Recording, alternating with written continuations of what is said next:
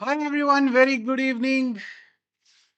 Welcome you all to the first session of the CA Inter Cost Accounting revision for September 2026 attempt. Welcome you all. So please quickly join in and then we will start with our session.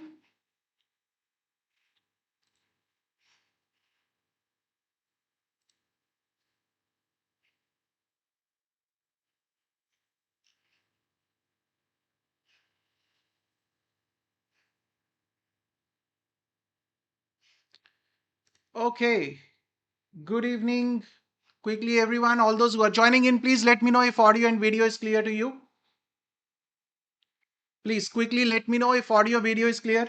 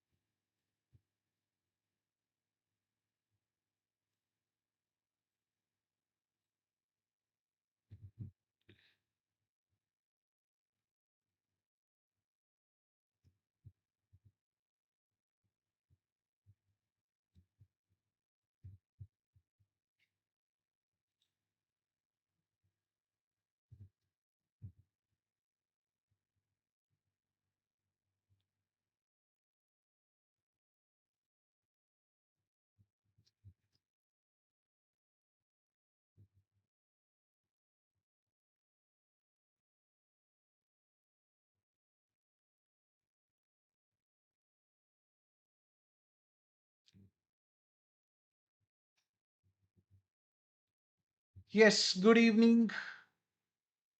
All clear.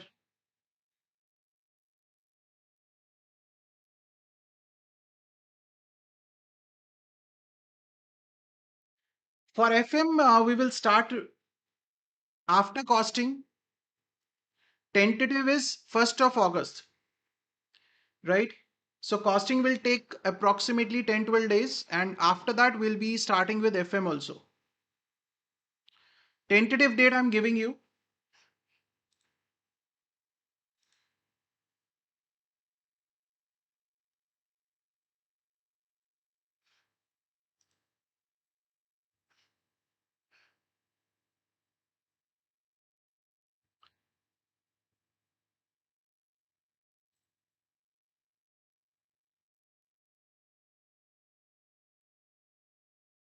Yes, that's what I'm saying for FM. Tentative date is 1st of August, right? Okay. Share with your friends also. Anyone who wants to join in the session will start in another 2 minutes. And all those who have joined, guys, please like the video, like the session.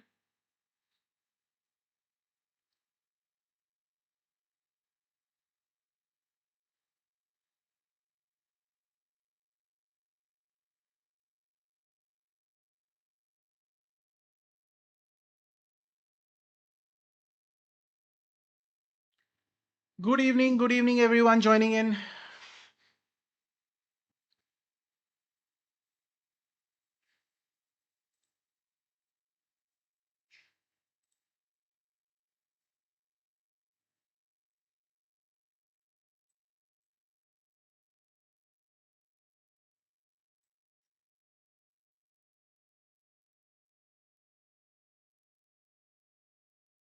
So, okay, I'll give you the brief about how we are going to proceed with these sessions,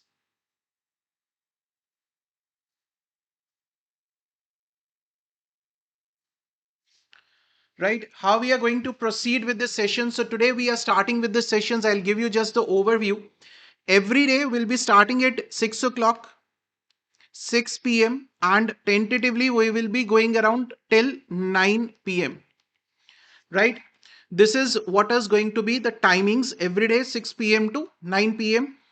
Another thing, we have created a WhatsApp group where I'll be putting up all the updates. right? If you have not yet joined it, you can join in. The QR code for joining, I've put it on the Instagram also. I've put it on the YouTube community also.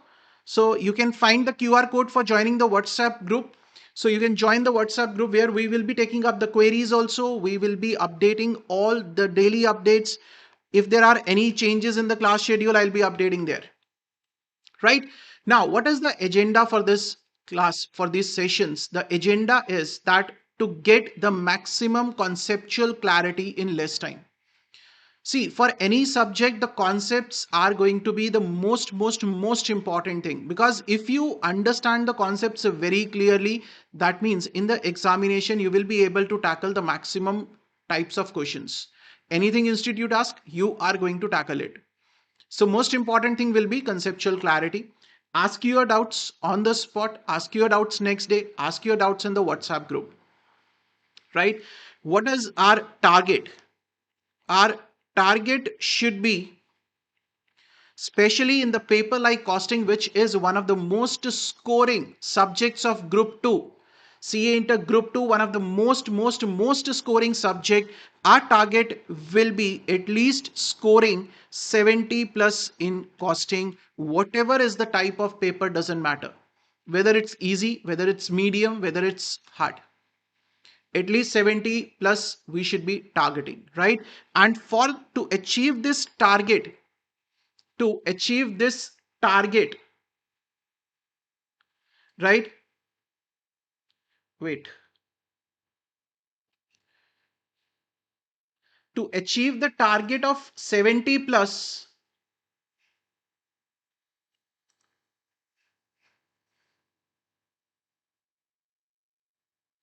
to achieve this target of 70 plus, our first focus will be on the concepts. We will discuss all the concepts, right? After that, what we are going to do is, after the concepts, I'll take up the, yes, we'll take up the selected questions from ICI module. With each chapter, first we will do the concept, second part we'll take up the selected questions from the ICI module. Then at the end of all the sessions, once we are done with these two parts, after that we will be doing the PVQs. Right, the PVQs will be taking up from May 2024 onwards. All the 6-7 attempts. Why doing the PVQs is important? So that you get an idea that how the institute asks you the questions, right? To give you the idea how to attempt the questions, to give you the idea what understanding or what type of a knowledge institute expects from you guys, right? That is the purpose for doing the PVQs with you. Plus the one more purpose is that the case studies in the PVQs, I'll provide you with the solution of the case studies, because the case study solutions are not provided when it comes to the institute suggested answers, right? So they don't give the that part, right? The institute is not giving the solutions for the case study, so I'll give you the solutions for all the case studies that is there. Clear? So let's start with this target. Now I'll be using what, this is my cost accounting summary book, right? So some of you are already having this summary book. This is my cost accounting summary book. For this, I'll first tell you that the PDF will not be available because it's a copyright content. So PDF we cannot provide. Secondly, if you want the hard copy you can get it from our website, right? It's a very small investment, just 300 rupees. You will get this colored book. You will get the colored book. I will be using this. If you have your own notes, you have prepared your short notes or any other short notes you have, you can use that. No issues in that, right? The main thing is that you should be able to understand the concept. Clear with this? So if anyone, yes, this book is the recent version. This book was launched recently only,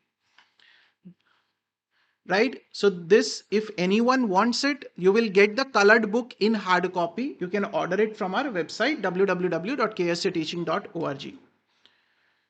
or I'll put the link in the WhatsApp group also, right? If anyone wants, if you have your own notes, perfectly fine, no issues. All the formulas, all the concepts are going to be same, so no issues, nothing to worry as such. Okay.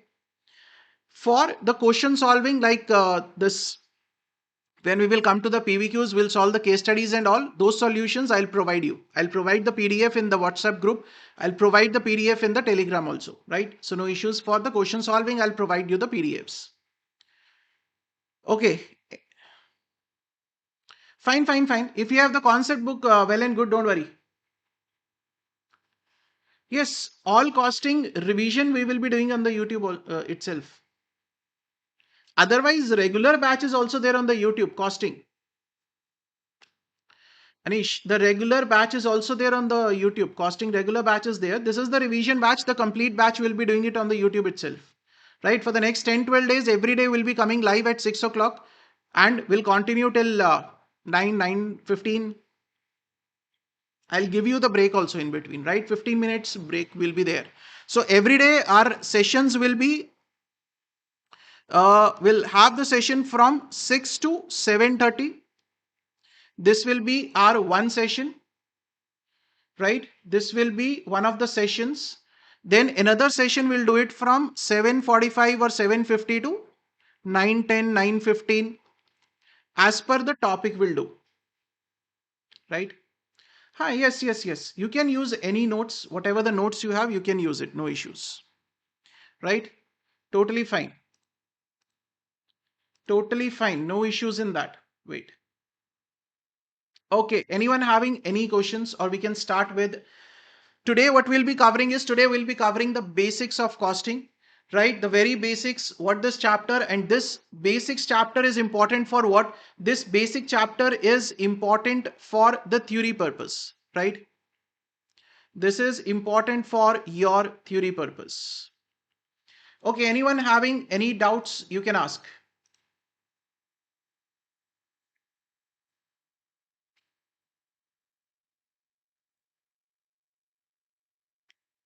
If you have any doubts, yeah. Yes, all the live sessions will be in the YouTube. After the live also, they will remain in the YouTube. You can watch it afterwards also. No issues. But it will be better if you can join in live, but afterwards also the sessions will remain on the YouTube. So you can watch it anytime. It will remain in the YouTube itself.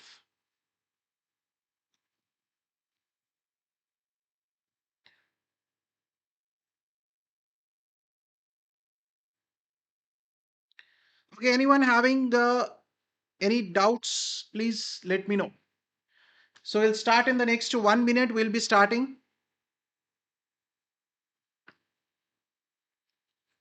If you have any other doubts before for the session, that how we are going to proceed, any other doubts if you have, otherwise we'll start with the session now. Today we'll be covering all the basics, that basic terminologies are there, which are very important for understanding the concepts in the next chapter also. Yes, we'll keep the same target, right? Yes, FM revision also will be in English. FM revision also will be in English. Because there are many students who are more comfortable with English. The southern part of the students is in English, but then we'll be using simple English, which everybody will be able to understand, right? So nothing to worry as such. I'll be using a very simple English so everybody can understand. No issues.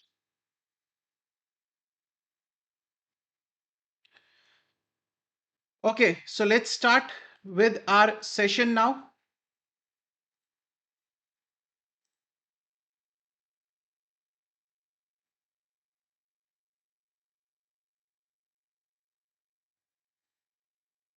Okay, so let's start with the subject of cost accounting, and I'm telling you this is one of the most scoring subjects of Group 2, right? Costing and financial management. Both the subjects are one of the most scoring subjects because they are practical, very much practical. And if you talk about this costing, out of 100 marks, easily you can score 70 plus, 80 plus, you can easily score. What about theory, sir? Theory is important. Yes, theory is important. The last question, as you all know, will be a theory question. So theory part is important, but yes, we'll be focusing more on the practical part in this, right?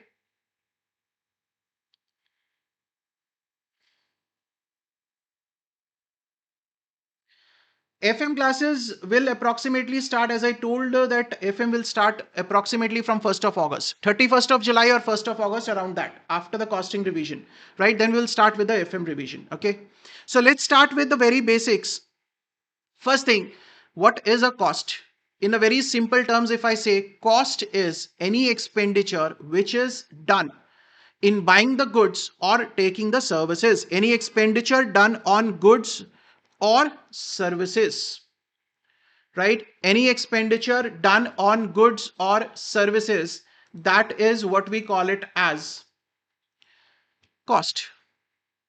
And that where the money is not going to get returned to us. Now, this is very, very important. He says, if you are going to the mall for window shopping only, right? Are you paying anything? If you are going to the mall only for window shopping, you are not paying anything. Will it be a cost? It will not be a cost. The cost will be considered only when you are paying the money, and that money you are not going to get it back. That is what we call it as a cost, right? That is called as cost. Now, if money is coming back to us like the input tax credit on the GST, then it is not a cost. Any money, if you have paid the money, that money is going to get back to you, your pocket, then it is never a cost. The cost is you have paid the money, it will never. You buy shoes, you paid the money. That's it. End. You will not get that money back, isn't it? So that is your cost. Now, what is the purpose? Now, if I talk about the purpose of studying this cost accounting, right? If I talk about that, sir, what is the purpose of studying cost accounting, right? What is the purpose of studying cost accounting? What do you think? What will be the purpose? First, the first point is to identify the cost of any product. To identify the cost of any product. Now, why you want to identify the cost of any product? If you do not know what is the cost of making the product, how can we set the selling price of the product? Right? So the purpose here is that if we are able to identify the cost, that means we can set the selling price. We can set the selling price. Sir, why do we need to set the selling price, sir? Is there any need to set the selling price? Yes, there is a need to set the selling price. Why? Because to identify what is the profit being earned. Because what is the purpose of doing the business? The purpose of doing business is earning the profit. If you are not earning profit from your business, that means there is no point of doing business. So, what is the purpose of studying cost accounting? Identifying the cost of the product, why it is important to identify the cost so that we can set the selling price, why it is important to set the selling price so that we can identify what is the profit making. Another point is we have to do it for what? We have to do it for management decision making. We have to do it for management decision making. So that the management can effectively make the decisions as to where we are doing some extra cost, where we need to control the cost. What is actually the cost being incurred in the making of the product? Is it more than the cost being incurred by our competitor or not? So for the managerial decision making, identifying the cost of the product is important. That is why we are studying this subject. Now, another area which is very, very important here is two terms are being used here. One, we call it as cost reduction, and another term we call it as cost control.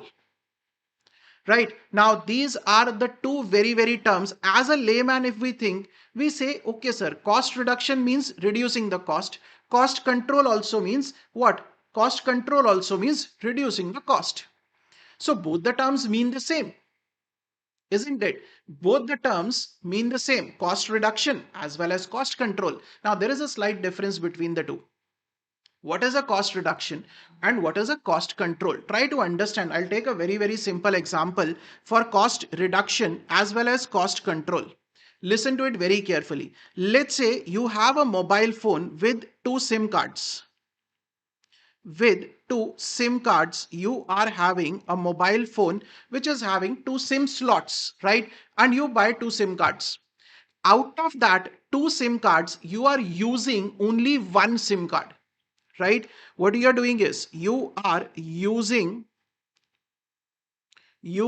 only one SIM, but you are paying for the bill for two SIM, isn't it? You are getting the recharge done, you are paying the bill for the two SIM cards, but your usage is only for the one SIM card. So another SIM card is what? Another SIM card is your non-value added item. So what you should do in that case? Whether you should keep the other SIM card or whether you should discard it, because it is adding to your additional cost only. What you should do? Tell me. Let me know in the comment section what will you do if you are having two SIM cards, you are using only one SIM card, but you are paying for the recharge or you are paying for the bill of both the SIM cards. What you should do with the other SIM card? Whether you will still keep it, keep on paying the bill, that's okay, perfectly fine, or whether you should discard it. What will you do?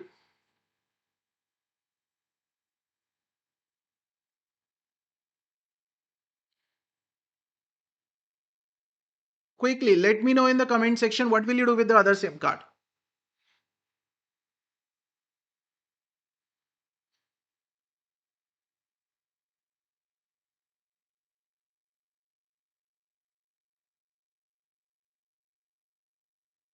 Yes, what? Saksham, yes, what? You will keep it or you will discard it? I have a simple question for you. You will keep it or you will discard it? You will discard it, right? Why? Because it is this, the other SIM, the second SIM is what? It is a non-value added thing for you. Non-value added. Discarded, correct. Right? So when you are eliminating the non-value added things from your process, from your manufacturing to reduce the cost, that is what we call it as cost reduction, right? So what you will do? You will discard it or eliminate it, right? Discard it, correct. Eliminate it. So this process is what we call it as cost reduction. Sir, then what is cost control? What is a cost control? Same example I'll take to explain what is a cost control. You are having two SIM cards, right? One is your Airtel, another one is Jio, right? One is Airtel, another one is Jio. Now, in cost control, what will you do? You are using both the SIMs. You are using both the SIMs, but you have set a certain standard. You have said that the combined bill of Airtel and Jio, whether it's a recharge or whether it's a bill, it should not cross 300 rupees per month. It should not cross 300 rupees per month. Now, what will you do? This is what? This is the standards that you have set. Okay, sir. This is the standards that you are setting. Now, if in the next month your bill comes out to 500 rupees per month, what will you try to do? This is your actuals. This is your actuals. Hi, Shreyas. Welcome. How are you doing? Shreyas from Coimbatore. Okay, so if it is 500 per month actual, what will you do? Tell me. You thought of that your bill should not exceed 300 rupees, but now your bill has come out to 500. Next month, what will you try to do? Shreyas, here also you are late. In the class also you used to be late. Here also you are late.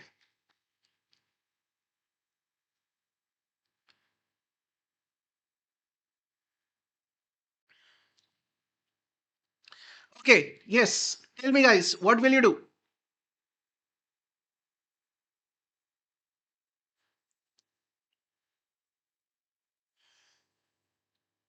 Come on, quickly.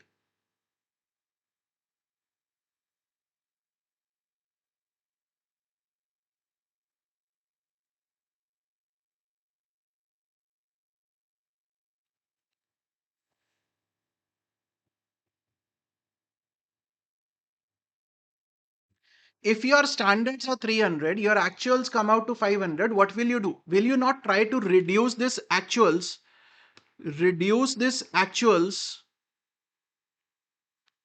reduce this actuals to match standards?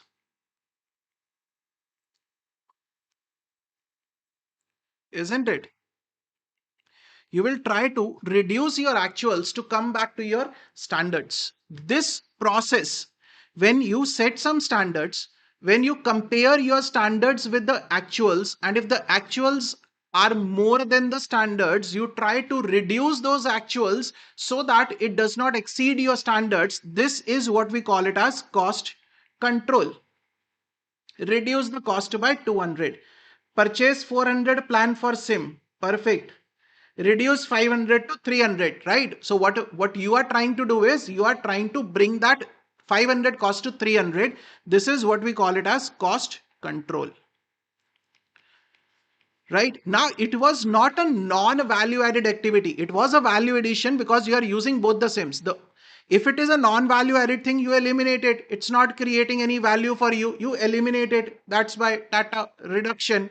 If it is a value added thing, but you set the standards and you try to bring the actuals to the standards, it is called a cost control. Right? So let's read now what exactly is cost reduction and cost control. This difference between cost control and cost reduction is important for your theory question, right? So I'll write here difference between cost reduction and cost control. This is important for theory purpose.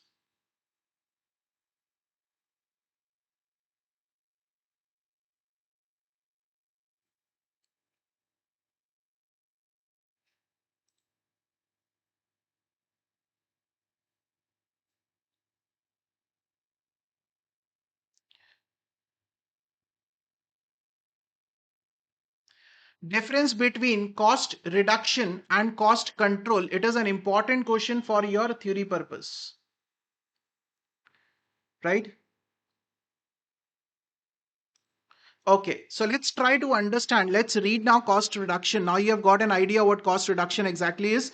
Analysis and elimination of non-value added activities. Now, if it was a non-value added activity, if it is a non-value added activity, you eliminate from the manufacturing process, will it impact the quality of the product? Will it impact the quality of the product? No, sir. It will not impact the quality of the product. The product quality is not compromised in this case because that process or anything that was a non-value added thing, it was not adding anything to your product. So it will not impact the quality also. Clear? It is an ongoing and continuous activity. From time to time, you will keep on checking if there is any activity which is not adding value to our product. Let's eliminate it. Why to spend extra? Let's say you upgrade your machinery to an AI machinery. Earlier, on the old machinery, there were 10 people working on the old machinery. Now you need only 3 people. So why will you pay salary for another 7 people extra? Right? You will reduce that cost.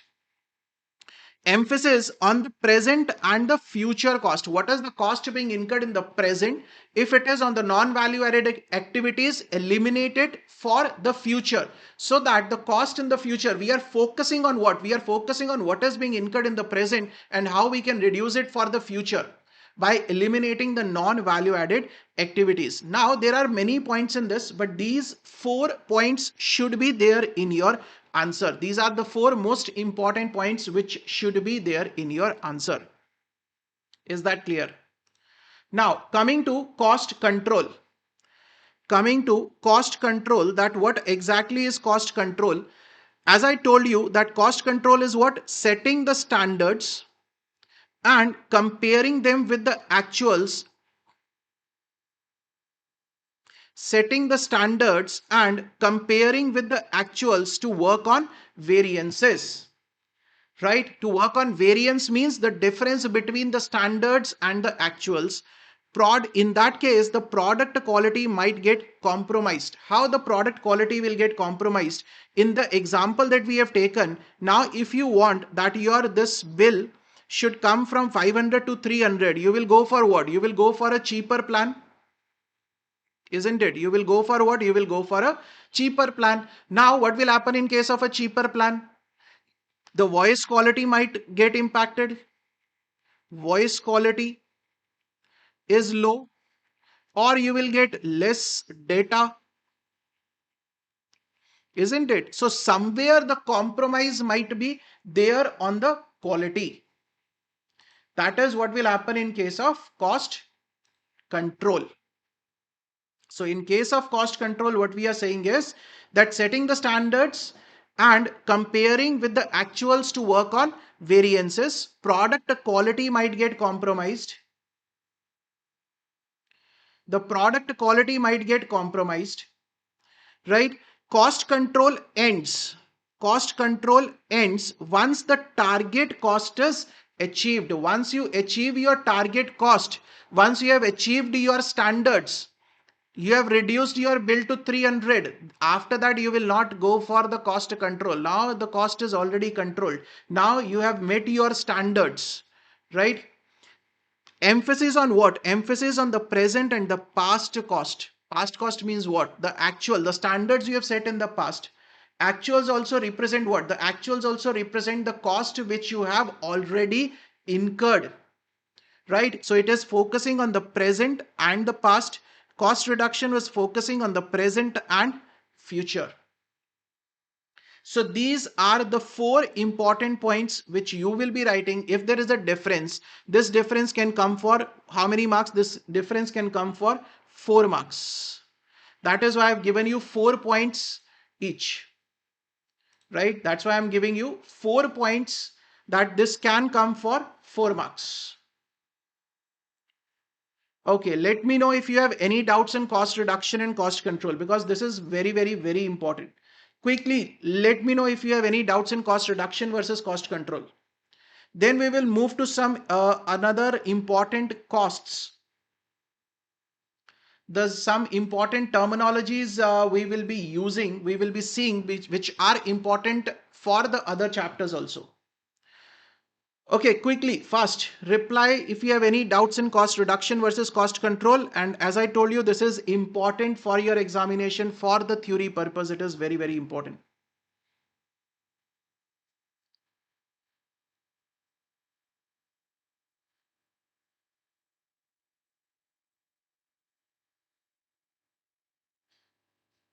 Okay, everyone, please let me know quickly.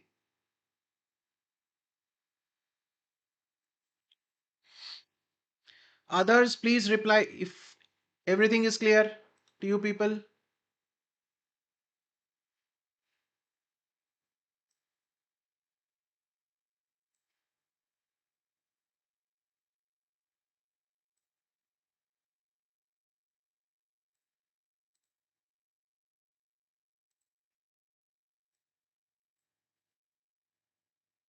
Yes, that's why I'm saying this question has been repeated many times. It's not just one attempt. This question Institute is asking repeatedly, right? So that is why we will be marking the important theory questions also. The important part will keep on marking. Okay, let's proceed now. Let's come to the some other. Yes, definitely. It has been repeated. It's not in the May 26. It has been repeated every few attempts. They are repeating it, right? And you never know in the next attempt itself they are repeating it. So we can't take any kind of a risk. Let's come to the next part.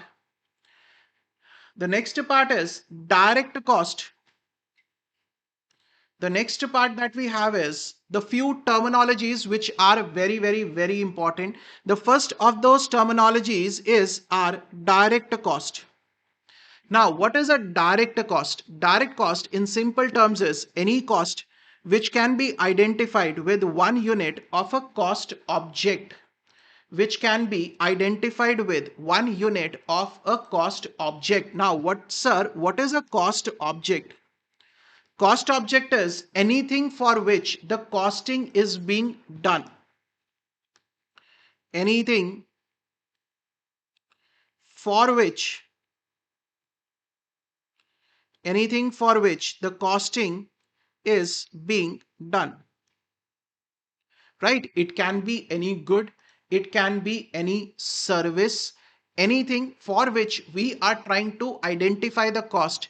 If you can find out that cost in 1 unit of the product, then it is a direct cost. For example, if you want to manufacture this t-shirt, how much of the cloth will be used in the manufacturing of this t-shirt, you can directly identify that cost.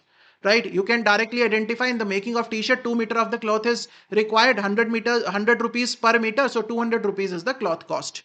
Right, so that is the direct cost. Cost object is what? As they are saying, the cost object is anything for which the cost is being ascertained. Right, it can be a good, it can be some goods, or it can be a service. Anything for which the cost is being ascertained, that is my cost object. That is what we call it as a cost object. Right, the total of direct cost is called prime cost. I'll come to that point again. Right, when I'll come to the elements of the cost, there I'll come to this direct cost. The total of it can be a prime cost. The opposite of this is your indirect cost. The opposite to the direct cost is what? Indirect cost. So indirect cost is what? The cost which cannot be identified with 1 unit of a cost object. Like, can you give some example? Very simple example. In the making of the t-shirt, how much of the electricity is being consumed? Can you identify in the 1 unit of the t-shirt? No, sir, we cannot identify in the 1 unit of the finished product. So that cost is what we call it as indirect cost. Right, cost object we have already done. Then total of indirect cost is called overhead. So we have a full chapter on the overheads, as you have already studied. Full chapter is there on the overheads. I'll again come to that when we will come to the elements of cost, just a few minutes after this. Now, these are very, very important terms, both the terms, because you have to identify which one is a direct cost and which one is your indirect cost. It is very important for you people to identify that which one is a direct cost and which one is an indirect cost. Clear? Next we have is product cost. In case you have any query in between, please let me know. You can message. Okay.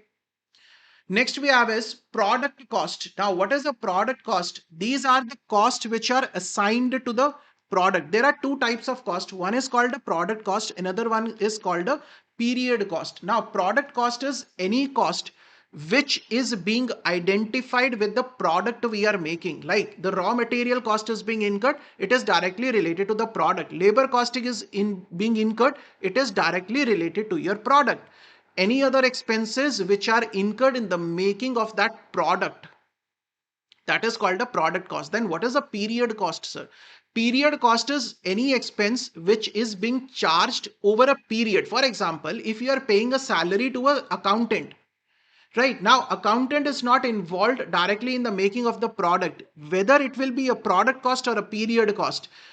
At the end of the year, what will you say? At the end of the year, you will say, sir, in the whole year, I have paid 5 lakh rupees as salary to the accountant. Is it related directly to your product? Definitely not. It is not related to your product. So these are the costs which are assigned to the product, also known as inventoryable cost, right? That is related to your inventory. So inventoryable cost.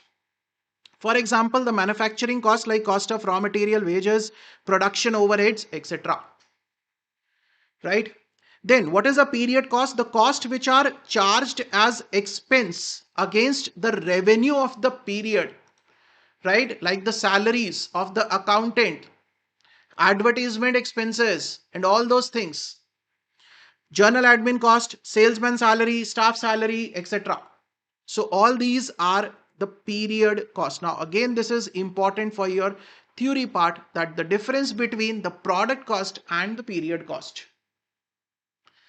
Okay, let me know if this four definitions are clear. What is a direct cost, what is an indirect cost, what is a product cost, and what is a period cost. If this much part is clear, please let me know.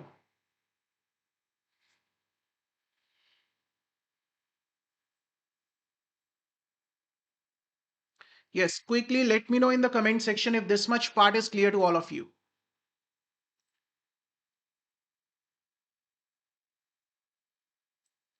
Clear. Great.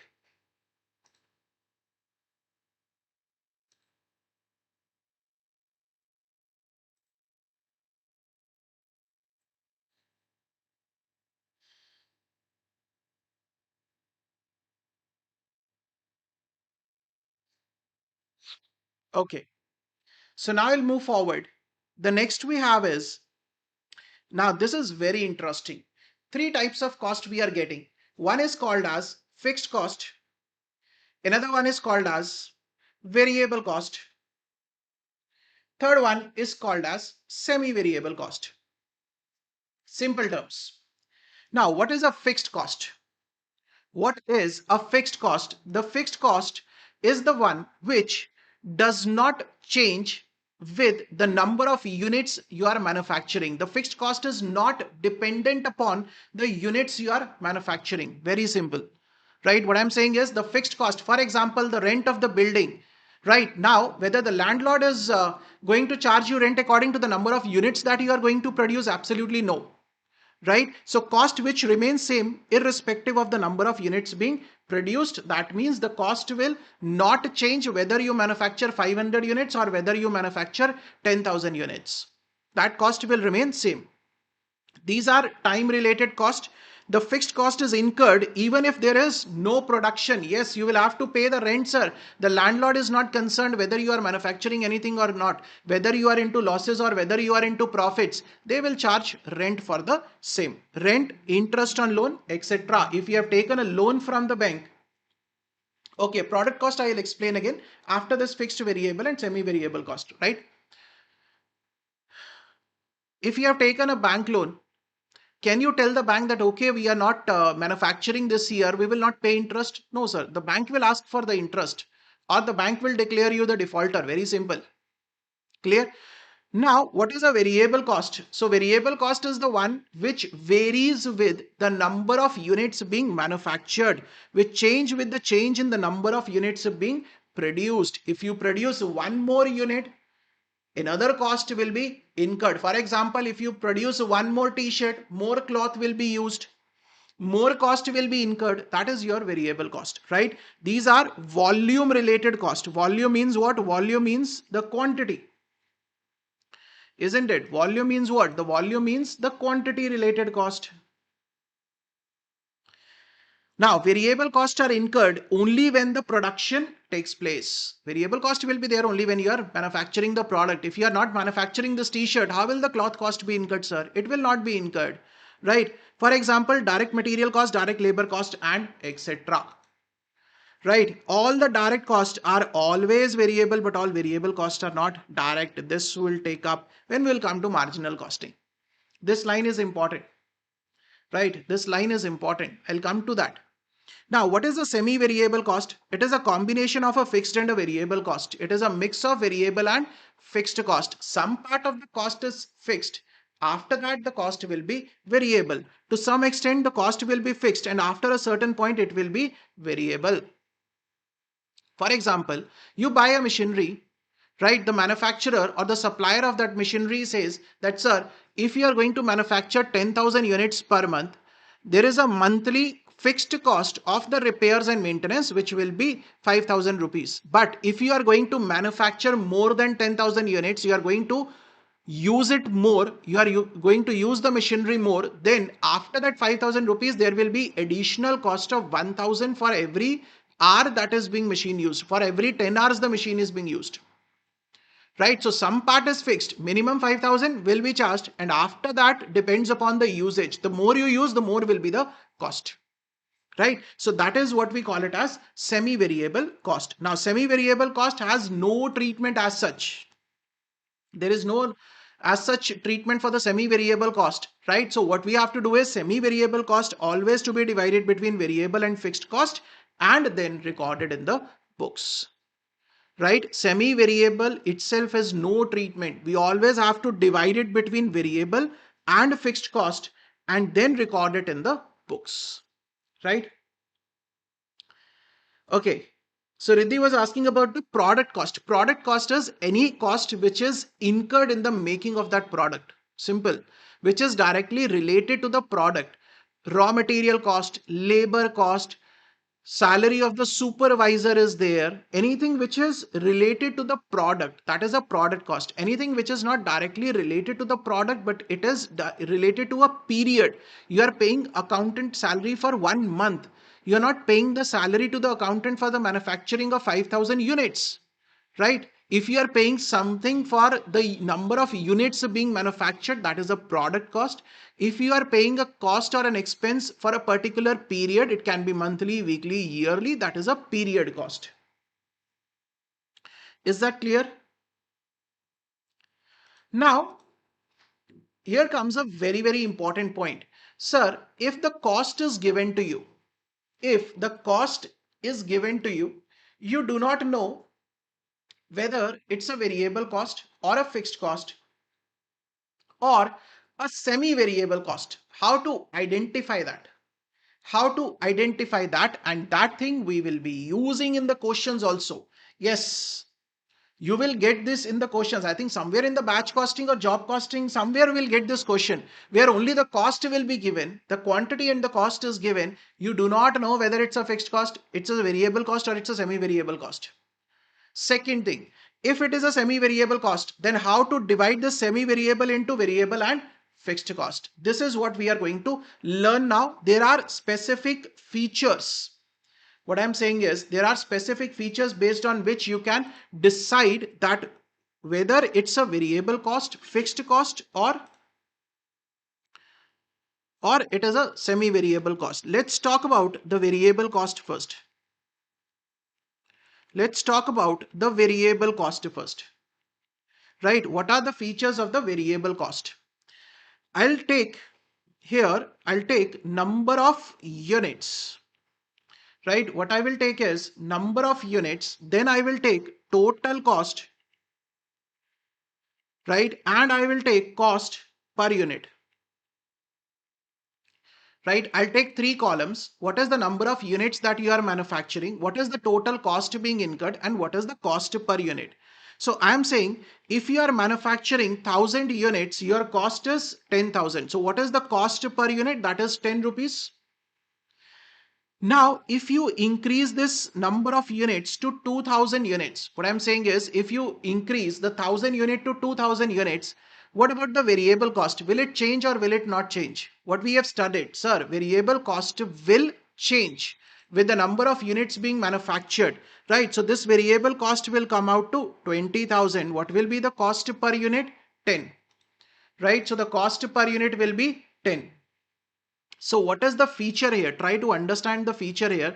The feature here is that in case of variable cost, your total cost will vary. Your total cost will change, but your cost per unit will remain same. Right? What I'm saying is that your total cost will vary, but your per unit cost will remain same. This is the feature of a variable cost. Right? If your per unit cost is same at the different levels of the activity, right? Then it is a variable cost. Not for the first time learners. For the first time learners, we already have complete course available on YouTube. Right? The complete course is there, detailed course is there. You can go for that. This is the revision batch that we are doing. Right? So I will not recommend for the first time learners. First time learners can go for the detailed course. Already the playlist section, check the playlist section. There you will find the detailed course, right? Or you can go for a regular batch from our website, your choice.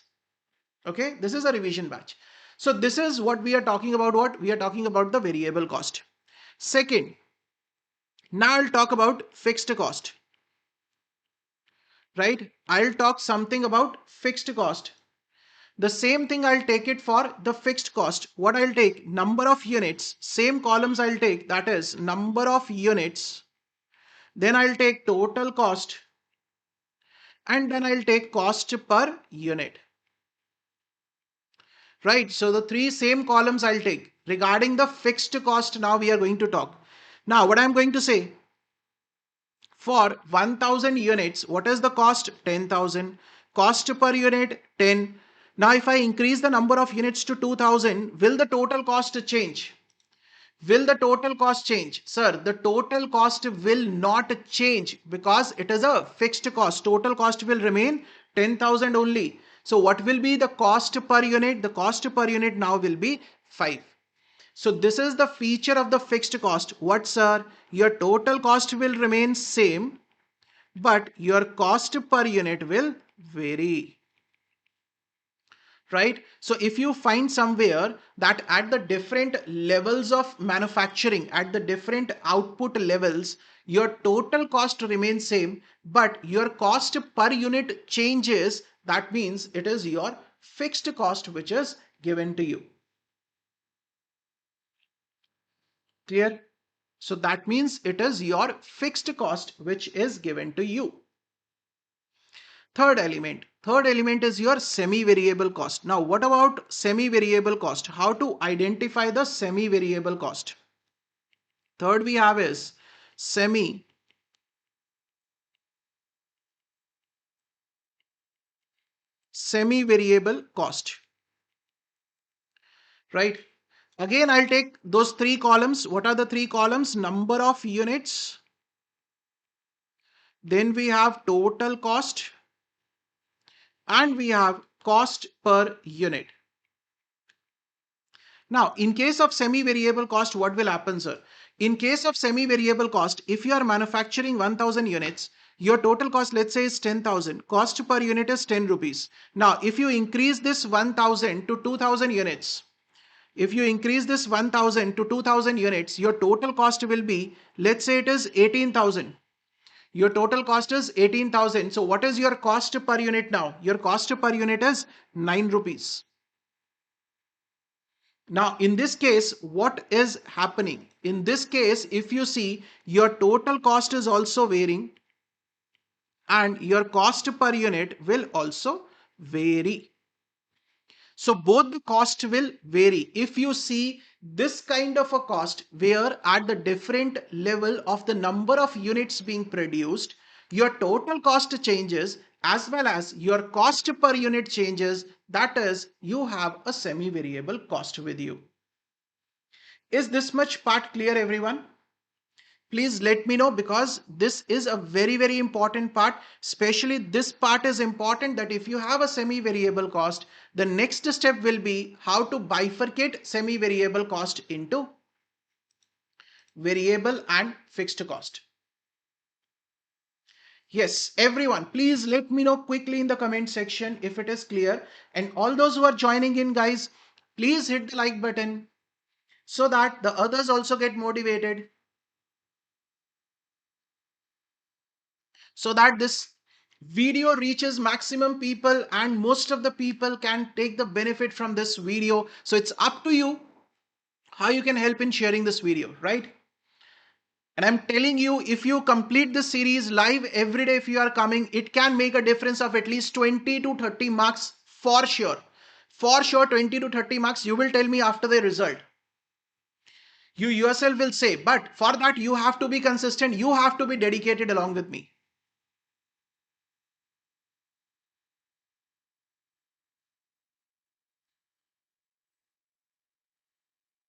That's what I'm saying now. How to identify a combination of fixed and variable cost if your total cost is going to change.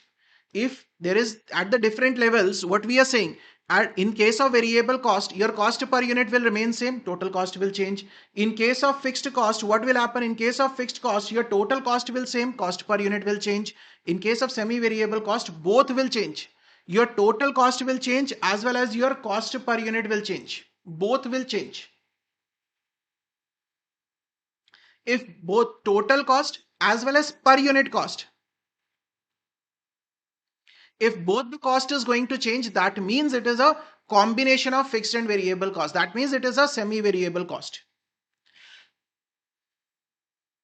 Is it clear, Vedant? Are you clear with this?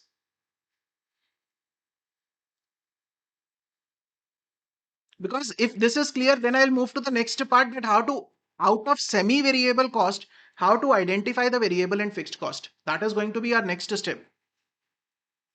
That is going to be our next step. So I'll make a little bit of a difference. Okay.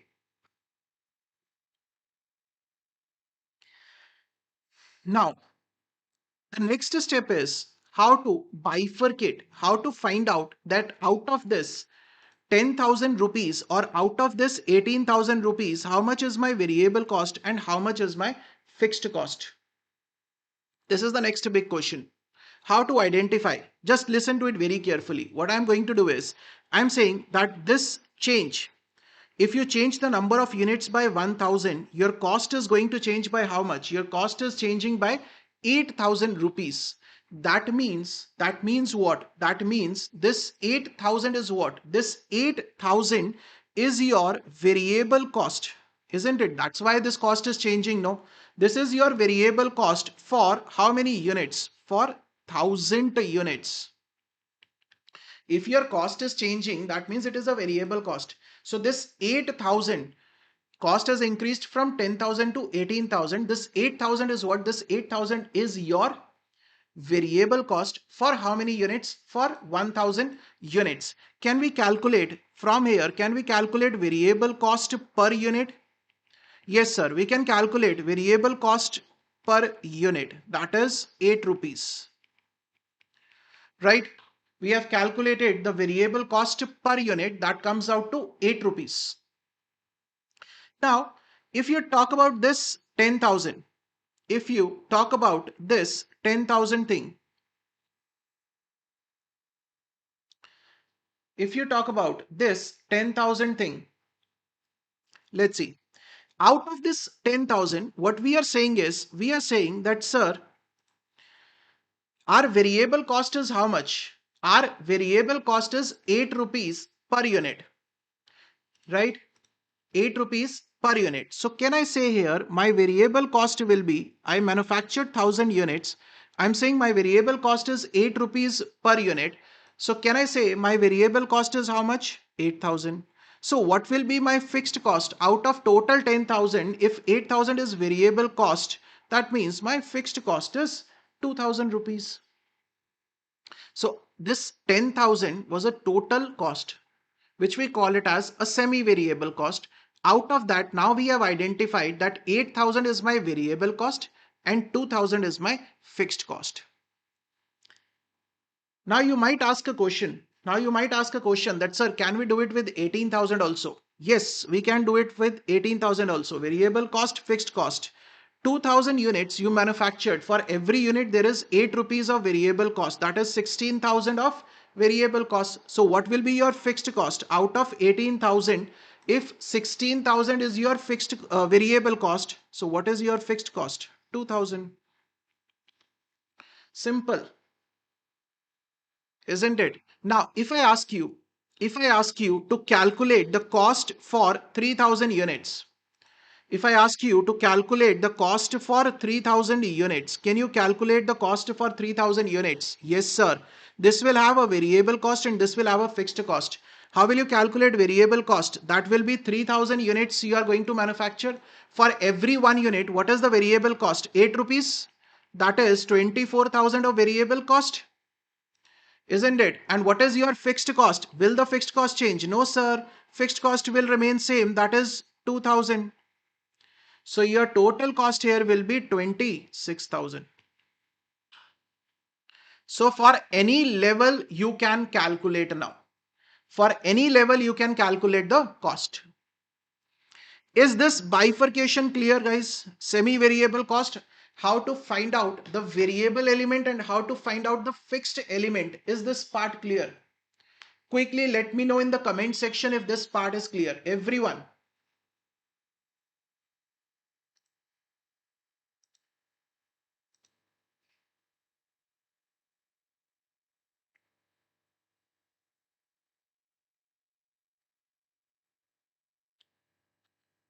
Yeah, total fixed cost will not change at any level of activity. The fixed cost will remain fixed.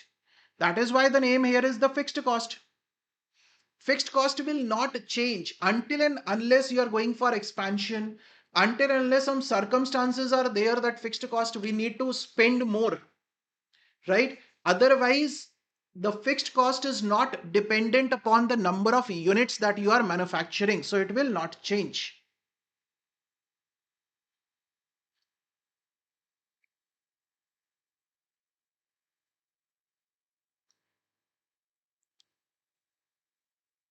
Clear? That is the special feature of the fixed cost now.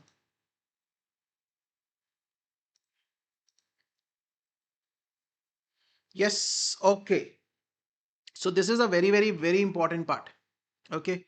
So we are done with the discussion on semi-variable cost, and fixed cost. Okay, I've given this how to identify whether a cost is a fixed cost or a variable cost or a semi-variable cost. So I've given this small brief on whatever I have explained. That to identify this, focus on total cost and cost per unit with change in the number of units. In case of variable cost, the total cost will change and per unit cost will not change. In case of fixed cost, total cost will not change and per unit cost will change. And in case of semi-variable cost, both total cost and per unit cost will change. I have given you the practical example on that. Right? That is. This part I have explained you in the practical now. I have given you the practical example on this.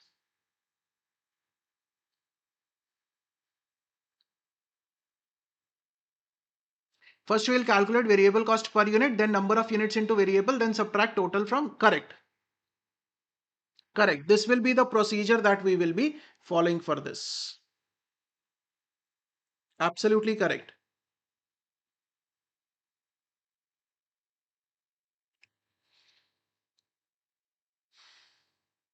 Any other doubts in this? Or let's proceed to some other terms, which are just the theoretical terms. This variable, fixed and semi-variable part, this will be used in the practical sums. Right? Direct, indirect cost is important from the practical point of view. The rest are just the terms for the theoretical purposes.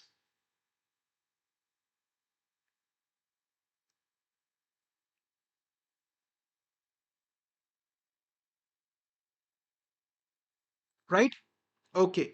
So the next term that we have is explicit cost versus implicit cost. Now, what is an explicit cost? Explicit cost is the one where there is actual flow of money, like the payment of wages. Implicit cost is the one where there is no actual flow of money, like the notional rent, like depreciation, where you are charging it as an expense, but there is no actual flow of money taking place. That is what we call it as implicit cost. So you just have to remember what is an explicit cost and what is an implicit cost. Explicit where there is actual flow of money, implicit where there is no actual flow of money. Just for a small definition purpose, that's it. Next we have is opportunity cost. What is opportunity cost? As most of you know that it is the cost of the next best alternative. Right? That if you select one option, if you have multiple options, you select one option, you forego the another option. Let's say you have an option of going on a trip to two different places, place A, place B. Right? If you go to place A, then you will miss out something that you would have done on the place B. Right? The view, the nature of the place B, you will miss out. That is your opportunity cost. You have 10,000 rupees. Right? You have 10,000 rupees with you. What is the option of 10,000 rupees? One option is you do the fixed deposit on that. Another option is you invest in the mutual funds. Right? If you do the fixed deposit, you are getting a fixed return of, let's say, 7%. In the mutual funds, you might have earned a 13% return. So that whatever you are losing on the next best alternative, that is your opportunity cost. Right? For example, what is the example? Yes, that is the example that we have already written. If you have put your money in fixed deposit instead of investing in the mutual funds, then return on the mutual fund that you might have earned is your opportunity cost. Right? That is exactly the example I have taken. Okay, so these were some of the important terms. There is one more term which is there. I have not written here. One is your sunk cost. Sunk cost. Sunk cost is what? The cost already incurred in the past. Sunk cost is what? Cost already. What is sunk cost? The cost already incurred in the past. Right? Any cost which is already incurred in the past, it is irrelevant for your decision making. It is not going to get recovered. It is irrelevant for decision making in future.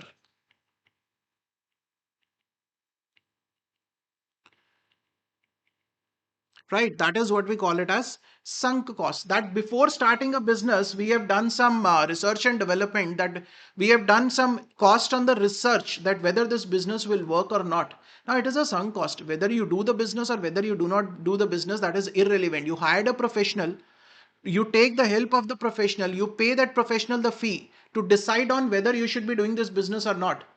Right, so that is your sunk cost. Okay, this much is clear, everyone? Is this much clear? Please let me know quickly.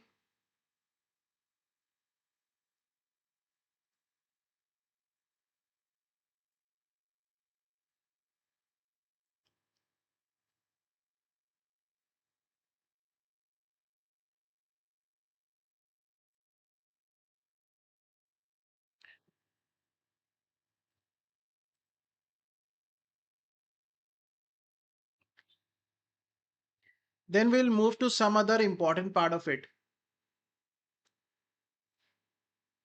That is the three main elements.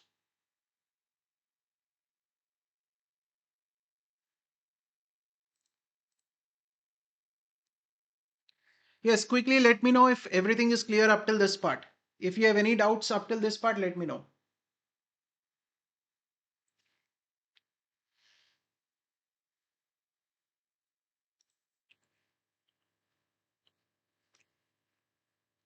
Clear, everyone?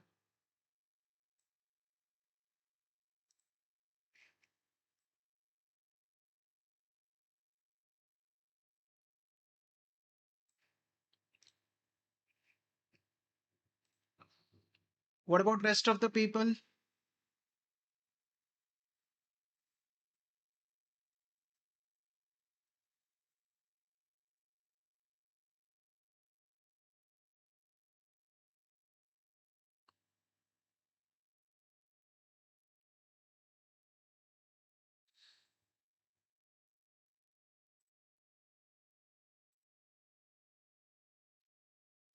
Okay, now we are moving on to the three main pillars of the costing. The three main elements of cost, that is, the whole of your costing revolves around these three things. Very simple thing.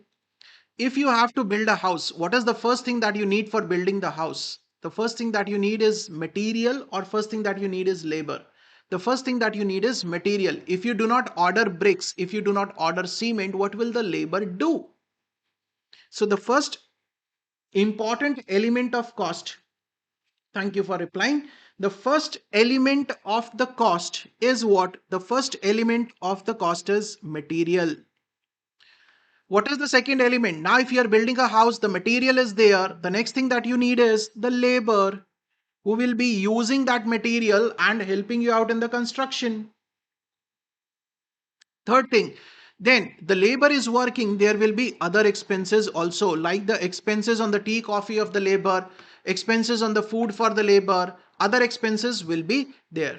Now, all these three elements can be divided into direct and the indirect cost. Labor also direct and indirect, other expenses also direct and indirect. All the direct cost, all the direct cost is what we call it as prime cost. All the direct cost is what we call it as prime cost, right? So that is what I've written here. All the direct costs are referred to as prime cost. Clear? Prime cost means it is one of the most important cost It is the primary cost which must be incurred for the manufacturing of any product. That is why we call it as a prime cost. Then sir, what about the indirect cost? All the indirect cost is what we call it as overheads. All the indirect cost, we call it as overheads, right?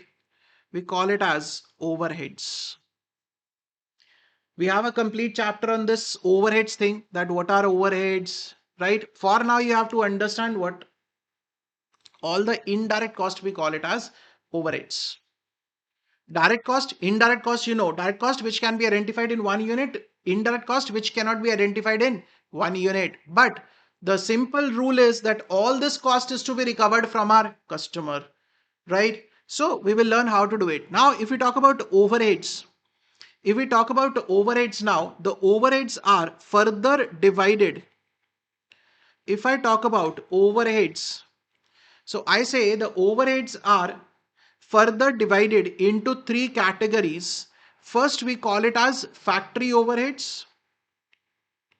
Second, we call it as office and admin overheads, right? And third, we call it as selling and distribution overheads. Now, what are factory overheads? Any overheads which are incurred in the production area, within the factory area where the product is being manufactured, those are known as factory overheads. What is an office and administration overheads? Like your stationery, printing and stationery cost is there, salary to the accountant is there, which is not directly related to the production. That is your office and admin overheads. Third is selling and distribution. Any overheads, any expenses which are related to selling of the product and making sure that your product reaches safely to the customer. That is the distribution part. So any any cost which is related to the selling and the distribution of overheads, that is what we call it as selling and distribution overheads, right? So this whole the subject of costing revolves around these three elements, that is material, labor and other expenses. That is your prime cost and your overheads. It revolves around this only. Clear? So these are the three basic elements that we will be talking about. Now, after this, we have a very, very interesting part, that is normal loss versus abnormal loss. This is very important. In every chapter, we will be encountering this normal loss. What is a normal loss? What is an abnormal loss? What is the treatment of normal loss? What is the treatment of abnormal loss? Right? So on the basics, this is our last topic.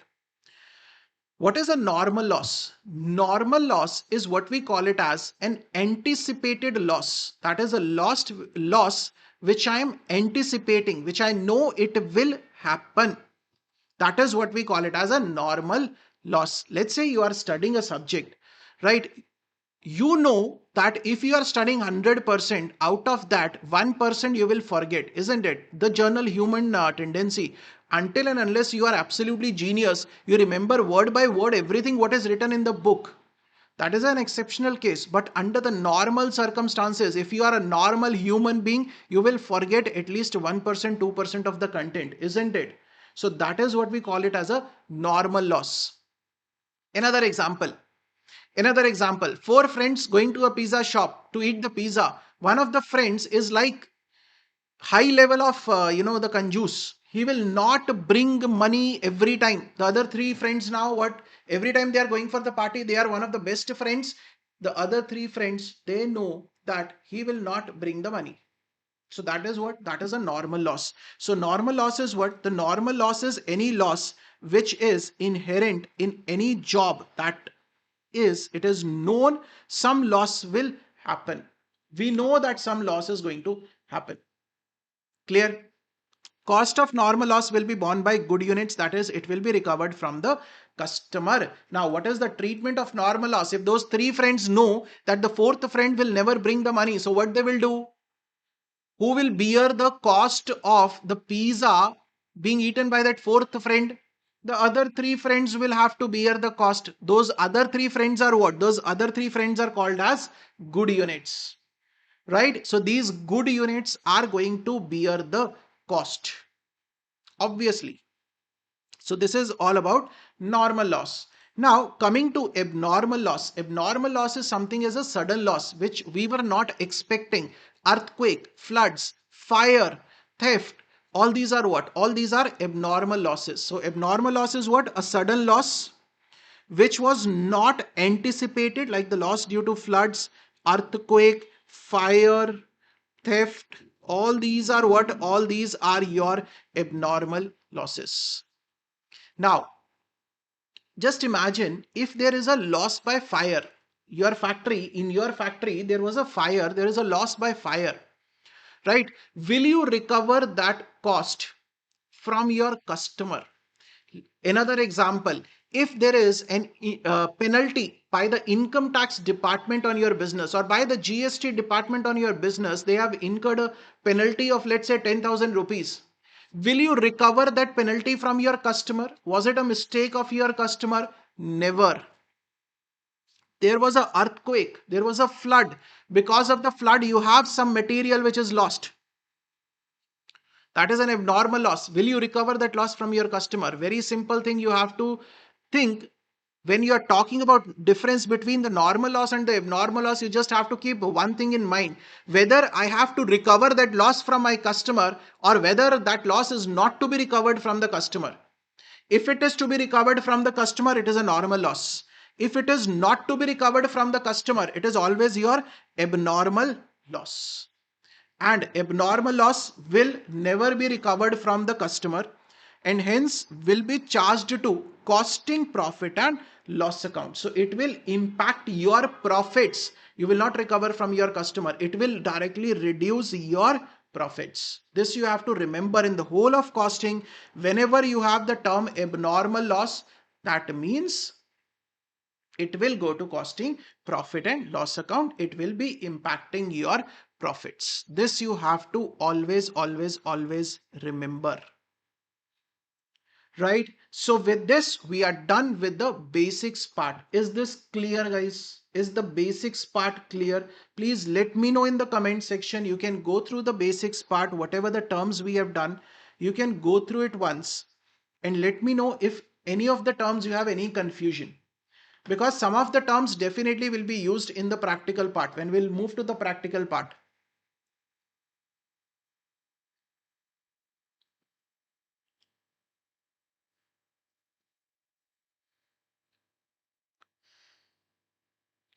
6 p.m. to 9 p.m.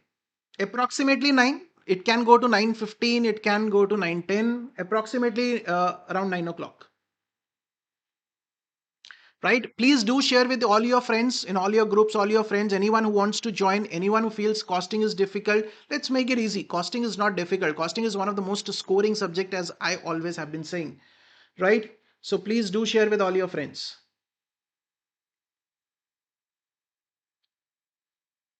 Clear, everyone? So this is all about the basics of the costing, that why we are studying this subject. Now what we will do is, I've planned a break at 7. It will take approximately 10-12 days. That's what I'm planning. Approximately 10-12 days. But if we feel that we are doing more questions, the PVQs and all, we need 1 or 2 days extra, we'll take. Yes, the recordings will be available. Hindi one, I'm not sure as of now. As of now, I'll be doing in English, but it's a simple English. You can understand. Not much of, I'm not using any difficult words or anything, right? It's a simple English, so you can use this lectures. For Hindi, I might not get time for the live sessions because 10 to 12 days it will take English. Then I have to start with the FM also. Okay. As of now, only in English. So what we are going to do is, I planned a break at 7:30, but we are done with the basics now. Let's take a break for 15-20 minutes, right? It's 7:20, we'll start at 7:40, right? We will start with the chapter which is material costing. We will start with the first element. The first element is what? The first element is your material element. So we'll start with the first chapter, that is called as material costing. Is it okay, everyone? Just give me okay quickly in the comment section. So we'll take a 20 minutes break. You can have your dinner. I'll also have my dinner. You also have your dinner. 7:40 will start. and we will start with material costing. We'll start with the very, very important part now, that is material costing we'll start with. Is it okay, everyone?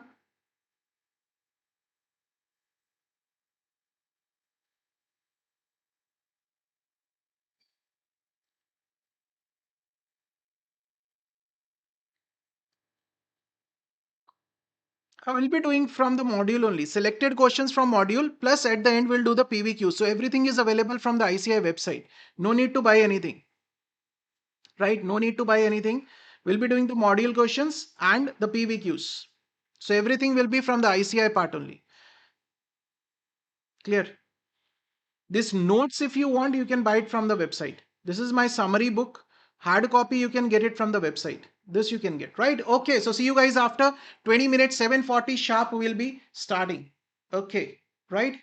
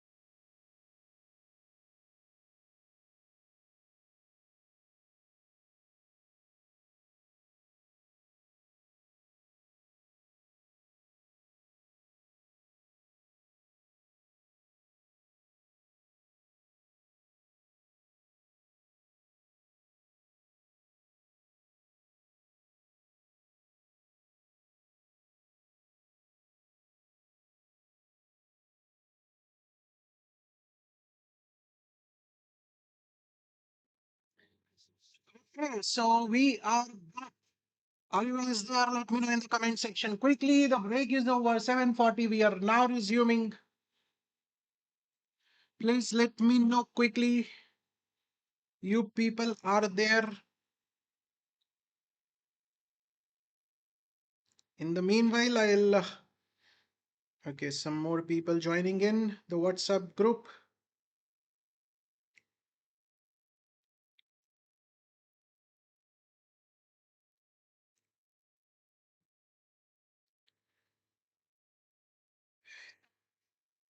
Wait.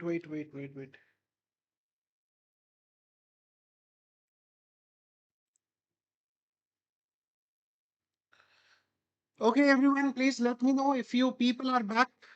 Voice is clear. Can you please quickly confirm? Yes. Okay.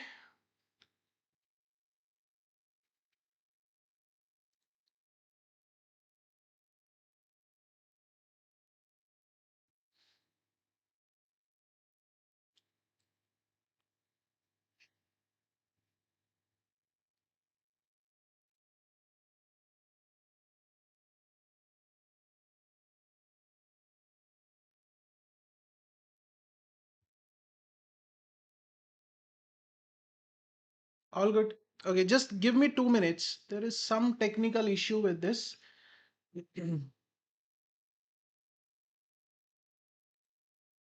Just give me 2 minutes, okay? The WhatsApp group, there is a QR code. I've put it on the YouTube community. You can join in from there. I've put it up there. You can join in from.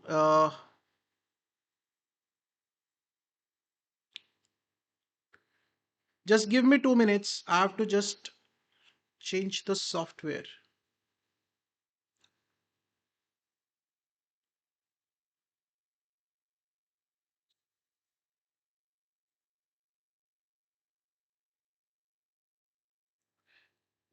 WhatsApp group, there is a QR code.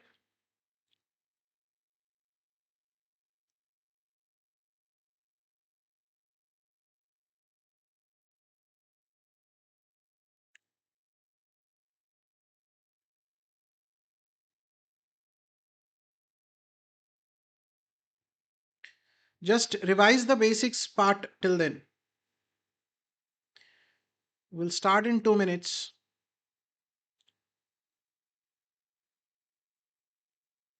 In the meanwhile, if you have any doubts, please drop in your doubts.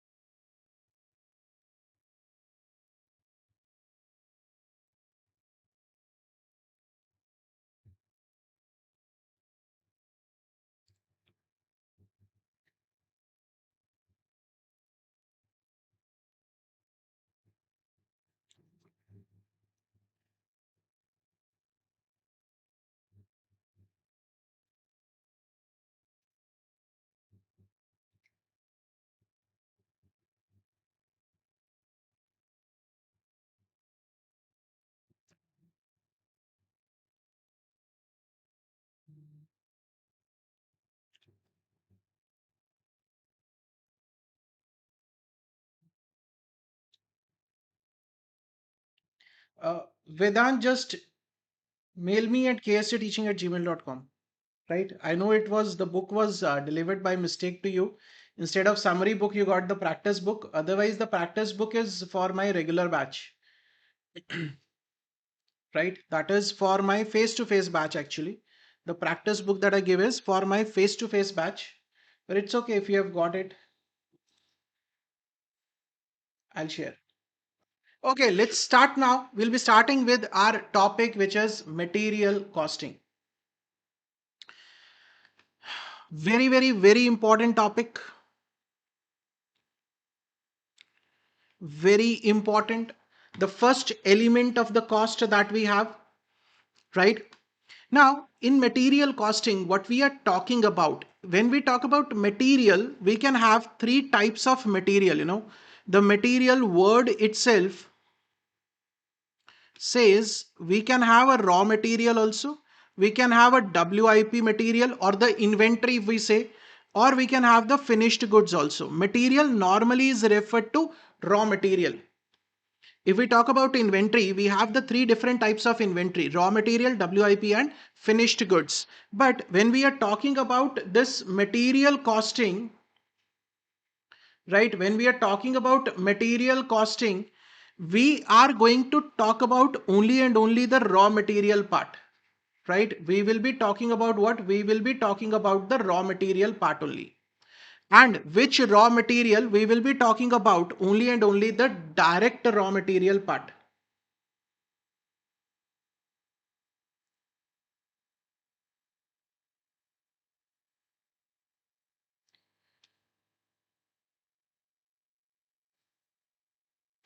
Is there any problem you are facing?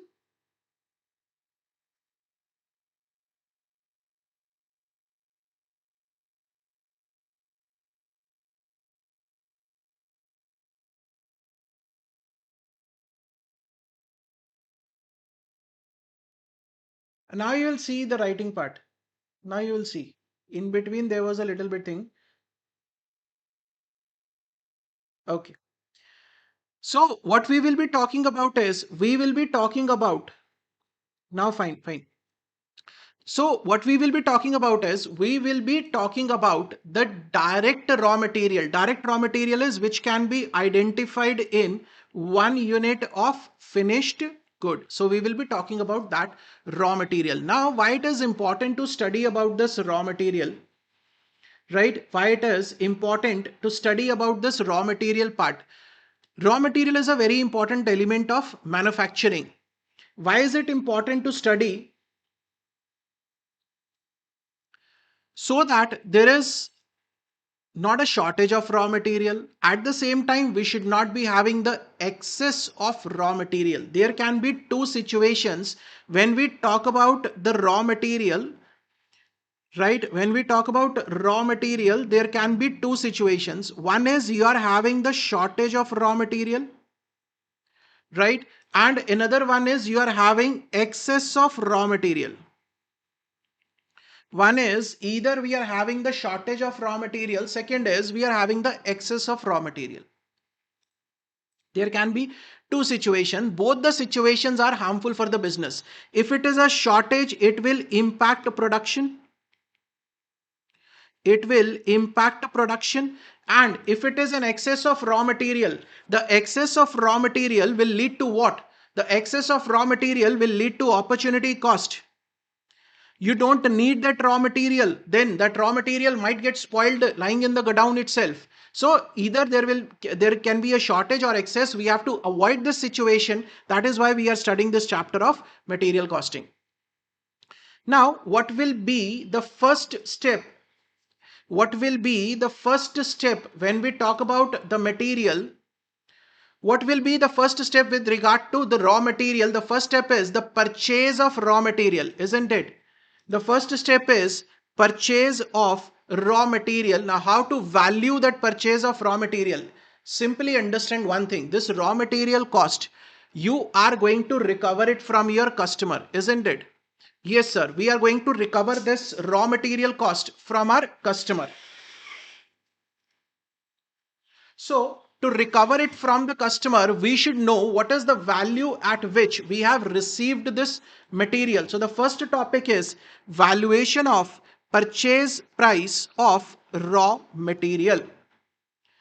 what all is there? We have the invoice or the list price, that is the basic price of raw material. This is the basic price of raw material,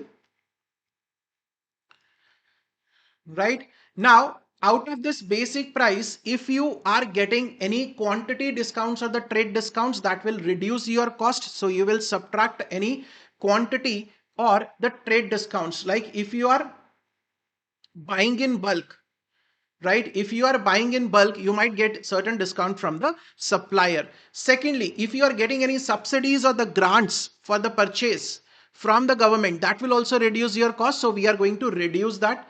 Then what all we are going to add the duties and taxes if ITC not available. Now this is the most important line here. If ITC not available. Remember in the very beginning, I told you that what is a cost? Cost is that when you are paying the money, that money is not going to get back to you. That is a cost. Now, if you are paying any duty like the GST, if you are paying GST and on the other hand, you are going to claim the credit, the input tax credit of that GST, then will it be a cost? It will not be a cost. That is why, what is the word used here? The word is if the ITC is, if the ITC is not available, then it will be a part of the cost. If the ITC is available, we will simply ignore it, right? After that, add packing charges, freight and cartage. If there is any freight and cartage, loading, unloading charges, commission, brokerage, all the cost. Simple rule that you have to remember for this. The simple rule for this is any cost which is incurred from the time you place an order for the raw material till the time you are receiving the raw material in your godown.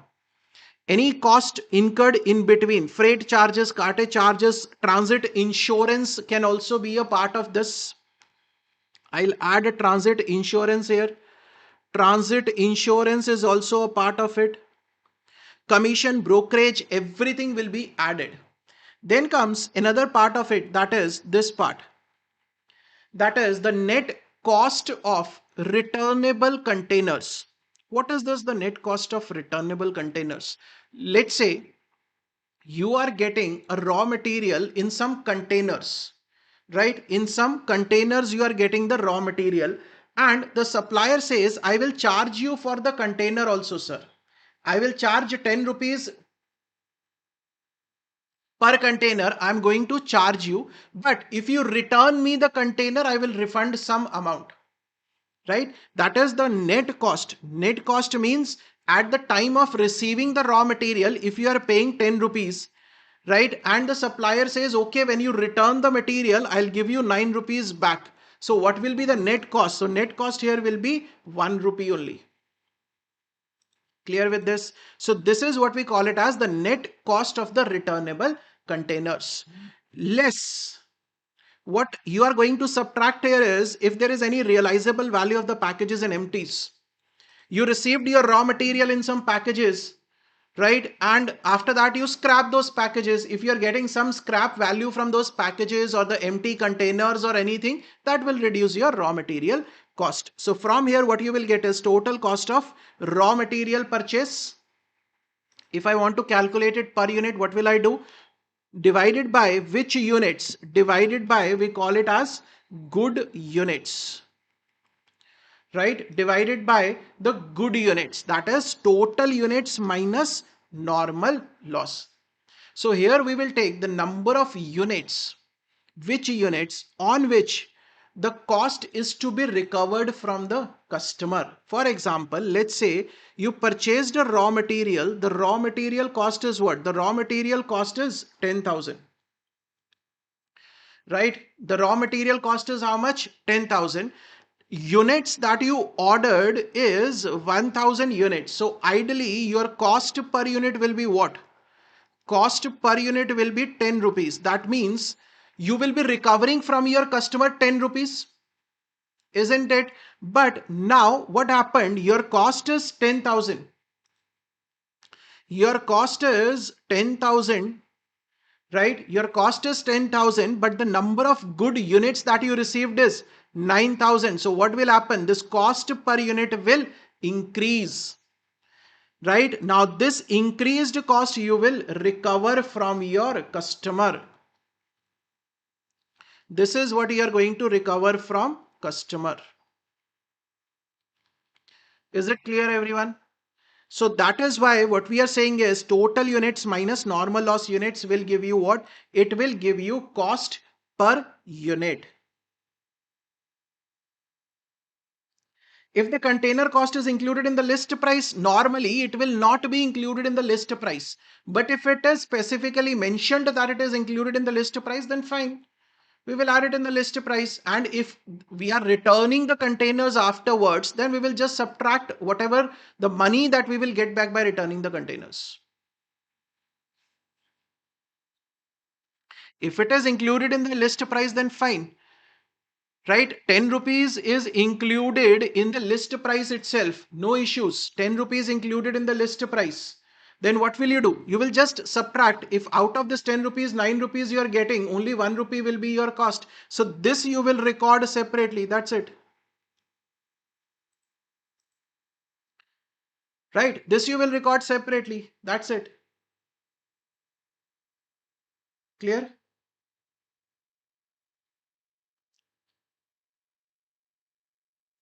FM July end.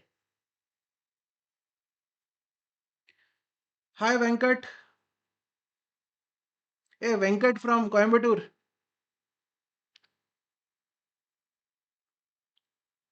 Vedant, is it clear?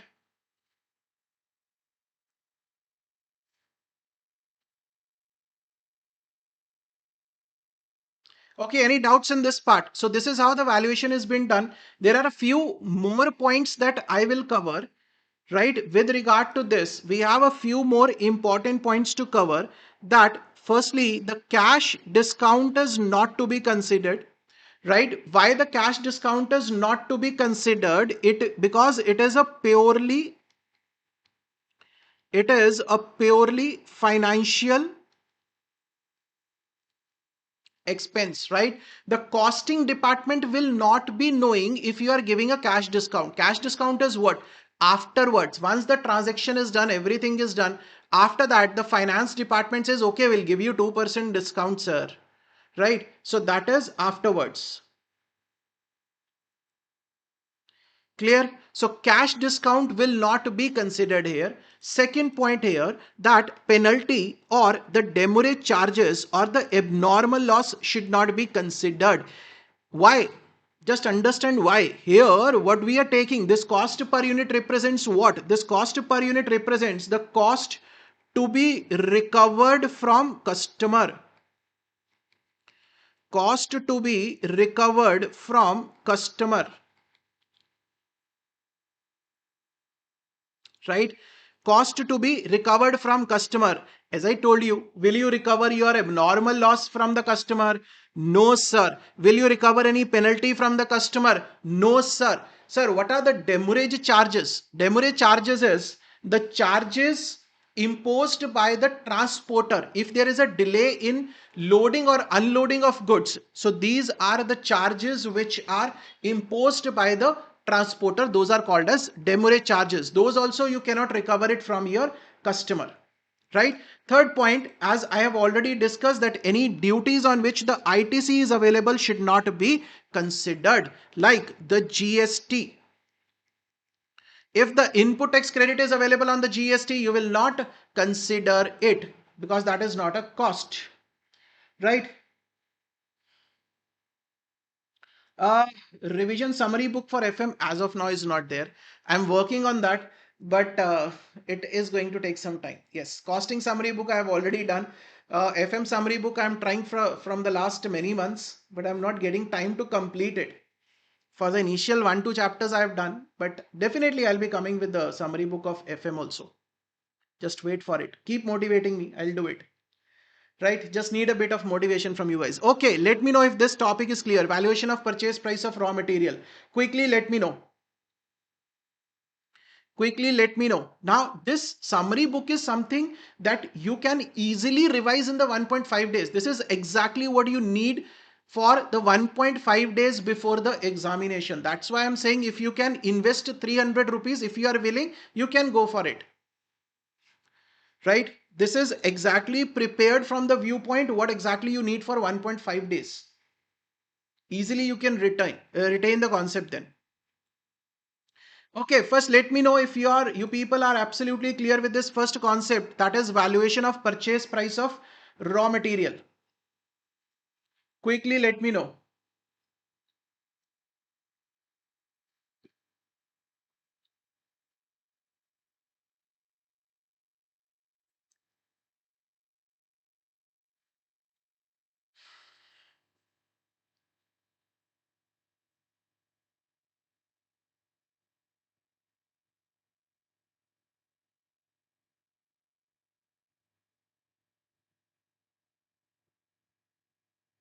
Yes, everyone clear with this? Okay. So let's do the ICI module question on this. Let's do it. Let's do illustration number 1.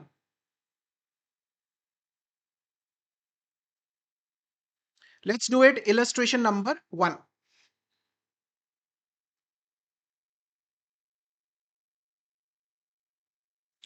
An invoice in respect of one second. Okay. So here we have illustration number 1. An invoice in respect of the consignment of chemicals A and B provides the following information. Right. So there are two chemicals which we are purchasing. There is some information regarding the chemical A and chemical B which is given. That chemical A we are purchasing 10,000 kg at rupees 10 per kg, 1 lakh. Chemical B we are purchasing 8,000 kg at rupees 13 per kg, that is 1 lakh 4,000. Basics custom duty at the rate of 10%, credit is not allowed. Right, so clearly mentioned that the duty that we are paying, for that the credit is not allowed, 20,400, and railway freight that you are paying is 3840. So if the credit is not allowed, will it form the part of your cost? Yes sir, it will form the part of your cost. Railway freight part of the cost? Yes sir. Right. Next, the shortage of 500 kg in chemical A and 320 kg in chemical B is noticed due to normal breakages. Right, due to normal breakages. So whether it's a normal loss or whether it is an abnormal loss, very clearly mentioned in the question that it is normal breakages. So it is your normal loss. Right. Further, he says you are required to compute the rate per kg. Now, what is the requirement? Always one thing very important, that you should focus on what? You should focus on the requirement of the question, because if you are not going to fulfill the requirement of the question, you will lose marks. Clear? So what they're saying is compute the rate per kg of each chemical, assuming a provision of 2% for the further deterioration. So this 2% is what? Whether it's a normal loss or a normal loss. What is a normal loss? It is an anticipated loss. It is a loss which we are anticipating, which we are thinking that it might happen. So this 2% provision, why we are creating? This 2% provision we are creating with the thought that it might happen. So it is again your normal loss. Right?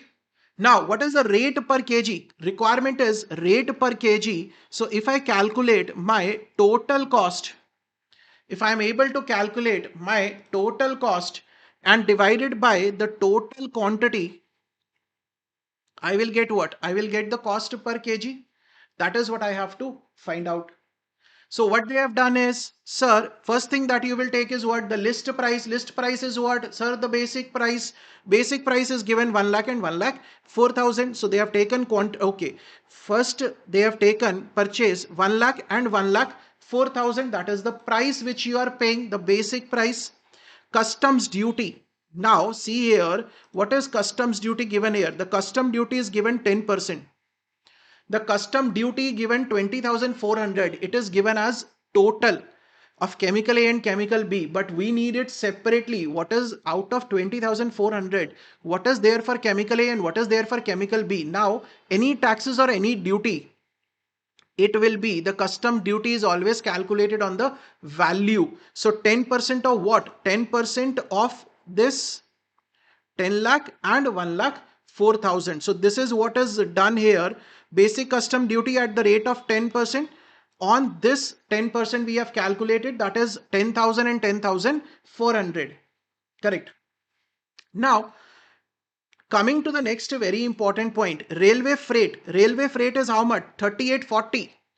Again, this railway freight is given common for chemical A and chemical B. How will you bifurcate between chemical A and chemical B now? Because we need it separately for both the chemicals. How will you separate freight? Now just imagine if you are going to if you go to a shop to courier a parcel, the charges they take it is on what basis? They take it on the basis of value, or they take it on the basis of the weight, right? The courier, the freight charges, it will be on the basis of the weight. So this freight of 3840 to be divided between A and B in which ratio? In the ratio of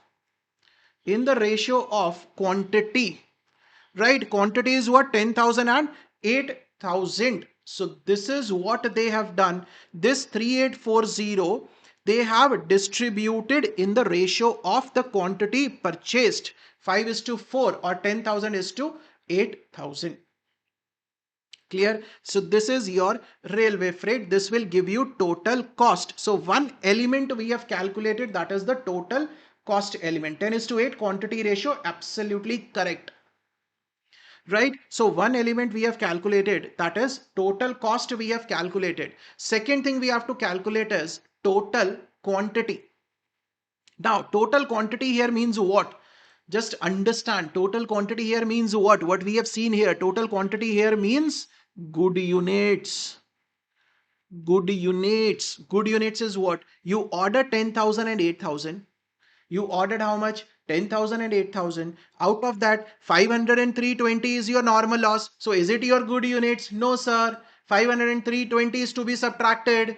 After that, 2% for the further deterioration is to be provided. That will give you good units. So quantity purchased minus shortage, net on this further 2% deterioration chances are there. So we are considering that it might happen. So 2% further loss, this is your good units. This quantity available is what? This is what we call it as good units. So total cost, what we are saying is total cost divided by good units, that will give you rate per kg. Clear everyone? Illustration number 2 you will do on your own. That is a very simple thing. Question number 1 I have done. One more point now I will discuss in this. First let me know illustration number 1 is clear. First let me know illustration number 1 is clear, guys. Please quickly.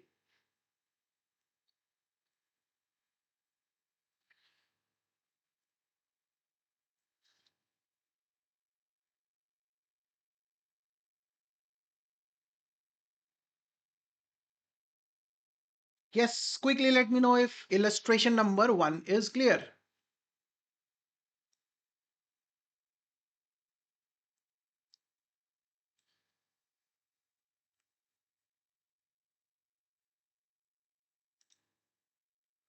Clear?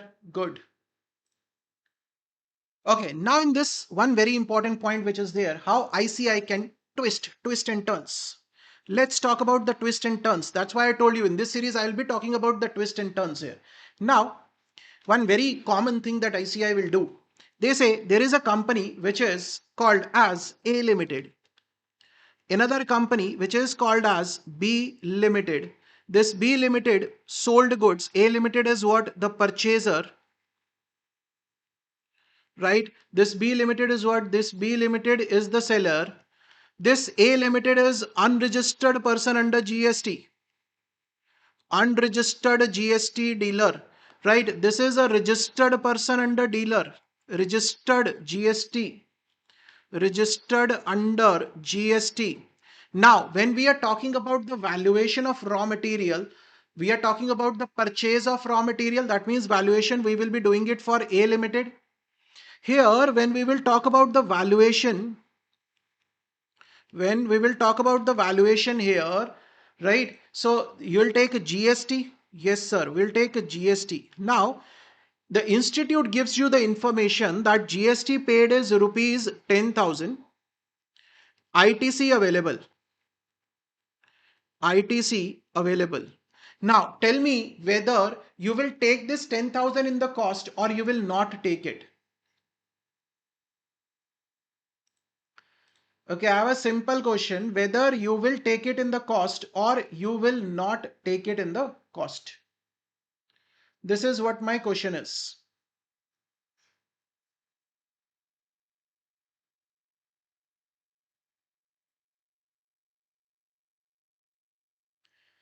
A Limited is a purchaser unregistered under GST. B Limited is a registered one under GST.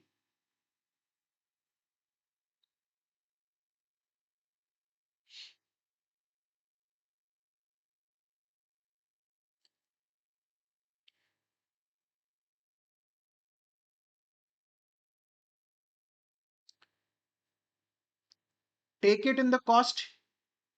If we can claim ITC, then no. Clearly the institute is mentioning ITC available.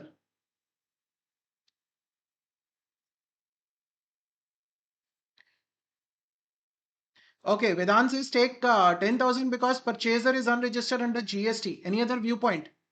Anyone else?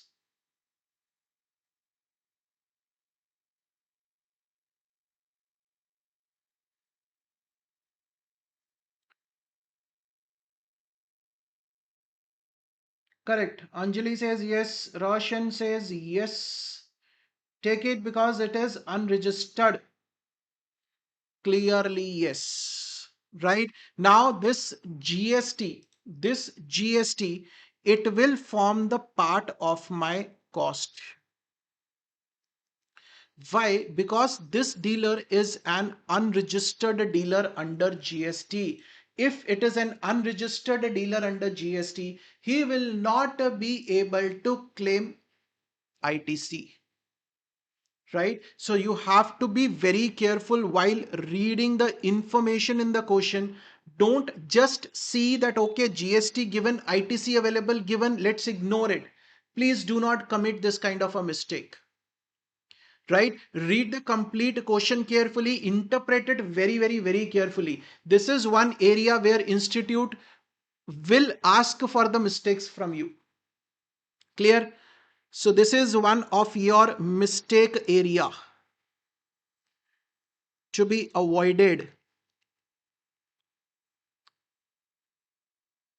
Right? So this dealer will not be able to claim GST. Okay. Any other point in this? So this GST point is one of the important things. Then cash discount and demurrage charges and abnormal loss, all those points you need to be careful with, that you are not considering it in the cost. Right? So these are the few important points which is there. Okay. So let's come to the next topic now. Is this topic clear, everyone? Just quickly let me know if this topic is clear. So we'll move to the next one. We'll then move to the next one.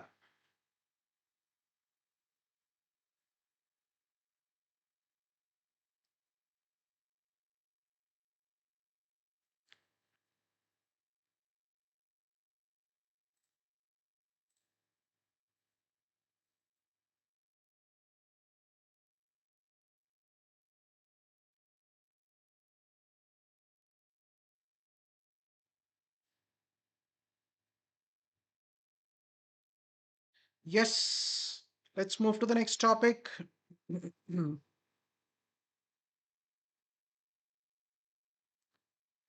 Okay, fine. So next topic that we have is levels of inventory, and then we will discuss EOQ. Two topics now we will discuss, which is very important. This levels of inventory topic is very important, guys. Then EOQ will come. That is also extremely important, right? So these topics, these two topics are the ones where institute is asking maximum questions in the examination, right? Levels of inventory and EOQ. Now, levels of inventory says, as we are saying, that you should not be having the shortage of inventory, at the same time you should not be having the excess of inventory. So what is that right level of inventory that you should be having? So this is about the levels of inventory. In that, the first level that we have is reorder level. Reorder level says the level at which the fresh order should be placed. Let's say you have some amount. Let's take an example that I always take. At your home, if you have seen, your mother might be placing the order, let's say for a bag of rice. Your mother tells you, okay, it's a everyday revision class. We'll be covering the whole syllabus every day, 6 p.m. We will be coming, Roshan. Now your mother says, okay, go to the market and buy a bag of rice. Now, when will the mother place an order? When the rice will be absolutely over, or when there will be some amount of rice left in the box. Obviously, she will place an order when some amount of rice will be there in the box. Let's say 2 kg is there in the box. Right here, you will place an order. Place order for new bag. Right? Place order for new bag. So this is what we call it as the reorder level. Now, how to determine this reorder level? Very, very simple. Let's say your mother today told you that bring a bag of 10 kg of rice. But it's a very common scenario that sometimes we forget. We are very busy with the studies and all. We are very focused with the studies and all. We quite often forget the things to bring. You forgot to bring one day. Second day also again you forgot. Third day also again you forgot. Fourth day, when you got a nice thrashing, then you got that bag, isn't it? And on the other hand, one more thing happened during those 4 days when you forgot to bring the rice bag. During those days, the guest also arrived. So next time when your mother is placing order with you for the rice of bag, what will she consider? She will consider what is the maximum number of days you can take to bring the rice of bag, and during those maximum number of days, what can be the maximum consumption of rice. Right? These two things will be considered, that what is the maximum consumption and what is the maximum lead time. Right? So what is a lead time? Lead time is the time gap between placing the order and the time gap between placing the order and the receipt of material. That is what is called as lead time. Time gap between placing the order and the receipt of material. So next time your mother will consider two things. One, what is the maximum time that you will take? 3 days, 4 days. And during those maximum time that you are going to take, if the guest arrive, what is the maximum consumption of the rice which can be there? That much stock she will keep, then place a fresh order. So the formula here is what? One second. The formula is maximum consumption into maximum lead time. Or another formula which is given is safety stock. Safety stock is what? That mother will be keeping some stock side, right? In some hidden space which you might not be knowing. Safety stock plus average consumption into average lead time. Now it will depend upon what information is given. If the safety stock is given, always apply the second formula. If the question if the safety stock is given, you always have to add the safety stock, because the reorder level says that safety stock will always be there, right? The rest of the conditions will change. That hidden space, that hidden the treasure will always be there. So safety stock plus average consumption into average lead time, this is your reorder level.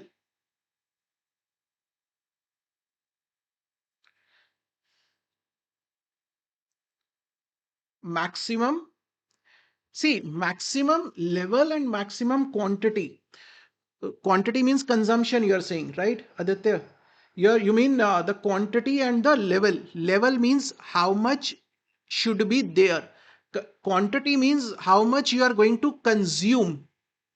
So that is the difference. Two words will be used. One is the level, another is consumption.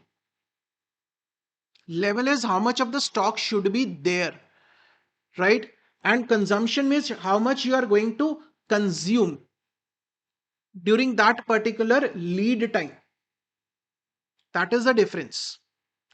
So safety stock plus average consumption into average lead time. Second, maximum level. Now what happened in the maximum level is, at 2 kg, your mother placed an order for the rice of bag, right? This is your reorder level. She placed an order for 10 kg. She placed an order for 10 kg bag. This is the quantity that you are ordering. This we call it as the reorder quantity, ROQ, right? This is called as reorder quantity. One second, right? 10 kg bag she ordered, that is called as reorder quantity. So maximum level will be what? Reorder level plus whatever extra is ordered, that is 10 kg more is ordered. So total 12 kg now is there, right? But one problem can come here. The problem is if you bring the bag of rice on the same day, your mother placed an order considering that you will bring it on the third or the fourth day, but you being the good son or the good girl or the good daughter, you brought it on the same day. Now what will happen? Your consumption reduced, your lead time reduced, isn't it? And in that reduced lead time, if the consumption also reduces, you say today we don't feel like having rice, today we feel like having pizza, so we'll go and have pizza. So your consumption of rice will also reduce. So what will happen? You're having excess stock now. Excess stock. Where to keep that excess stock? Your mother will ask, where to keep that excess stock? So maximum level is what? ROL. The maximum stock. The maximum stock level tells you what? The maximum stock that should be there at any point of time. It is reorder level plus reorder quantity minus minimum consumption into minimum lead time. That should be the maximum stock that you should be carrying with you, right? ROQ means the reorder quantity. And if the question is silent, I'll come to this point. If the question is silent, then ROQ is equal to EOQ. I'll come to this point when we'll do EOQ. I'll come to this point, right? So reorder level is when to place an order. Maximum level says what is the maximum quantity of the raw material that you should be having. It is dependent upon what? It is dependent upon when you are placing an order, that is reorder level. What is the quantity that you are placing? That is your reorder quantity, right? Minus minimum consumption into minimum lead time. The third one that we have is minimum level. Minimum level says that going down, minimum level will be what? Minimum level will be below the reorder level. Now, if you go down from the reorder level, what is that level at which the raw material must be received? Minimum level tells you that going below the reorder level, what is that level at which the raw material that you have ordered must be received? Must be received, right? So that is your minimum level. So reorder level minus the level at which the order placed. So what we are saying is the level at which order placed must be received, right? So it is reorder level minus average consumption into average lead time. Average consumption into average lead time. Clear? This is your minimum level. Fourth one comes the average level. That on an average, how much of the raw material should be there in your store. So simply, one formula is very simple. Straight away, you can do maximum stock level plus minimum divided by 2. That is one of the formulas. Maximum level you have calculated, minimum level you have calculated, divided by 2. Or minimum stock level plus half of ROQ. Why, sir? They say the minimum stock level will always be there, will always be there. Some minimum stock will always be there now. So why to take the average of it? Keep that minimum stock with you. 5 kg minimum is the stock that you will always be there with you. So what will change? If you order 5 more kg, you will order 5 more kg. Some consumption will be there. Then again you order 5 more kg. So it says take the average of only the quantity that you are ordering. Minimum level you will always keep. So no need to take the average of that. The reorder quantity is what? The more quantity that you are going to order. So just take the average of that ROQ. One very important thing here now. The answer will be different by both the methods. Now the question is in the exam which method is to be done. You can do it by any of the methods. right? You can do it by any of the methods, no issues. Answer will be different, so no need to worry about that also, that our answer is coming different. Yes, the answer will be different here. Clear? The last level that we have is danger level. So what is a danger level? It is a situation now of the stock out. It is below situation of emergency, right? Almost stock out situation. What we are saying is it is almost stock out situation. Now it's an emergency situation. Now if we don't receive the raw material, that means our production is going to stop, right? So it is average consumption into lead time for emergency purchases.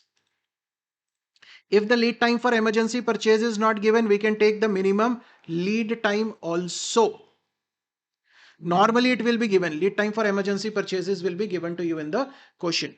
So average consumption into lead time for emergency purchases. So these are the various levels that we have, right?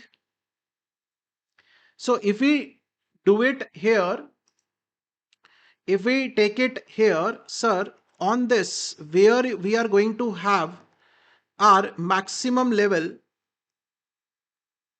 right? I'll just rub this. I'll just rub this, right? So I'll tell you here, here will be our maximum level. Here will be our reorder level. Here will be the minimum level. Here will be somewhere in between will be our average level. And here will be our emergency level or the danger level that we are seeing. So this is how the levels will look like. Right? Now, one thing how to remember in the exam, sir. Simple. One thing I'll tell you. For reorder level, use maximum. For maximum, use minimum. For minimum, use average. So one thing that you remember, that which consumption and which lead time we have to take. For reorder level, maximum. For maximum, minimum. For minimum, average. Right? For reorder level, maximum consumption, maximum lead time. For maximum level, minimum consumption, minimum lead time. For minimum level, average consumption and average lead time. So these are the three formulas that you need to remember. Average is simple, maximum plus minimum divided by 2. Okay, tell me if you have any doubts in this now. Please let me know if you have any doubts in this. Levels. Then we will move to EOQ.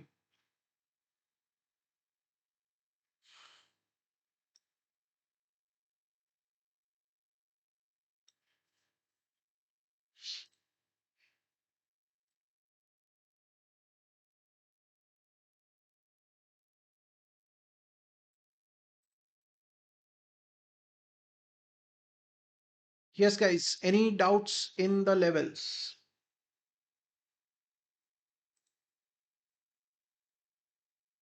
Clear? So I have given you how to remember this also.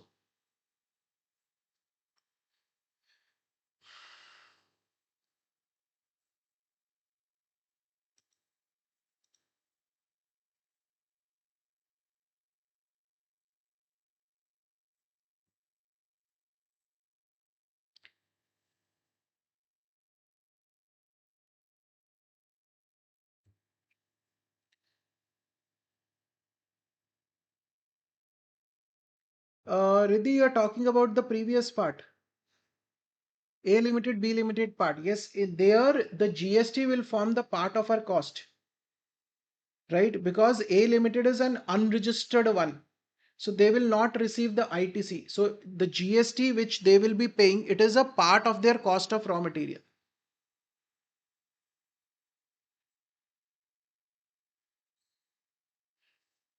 So this levels of inventory is very, very, very important for you, right? So remember this, levels of inventory is extremely, extremely important. Now coming to the next topic, if you're not having any doubts, fine. Now let's coming to the next topic, that is economic order quantity, right? Now Reorder level tells us what? The reorder level tells us when to place an order.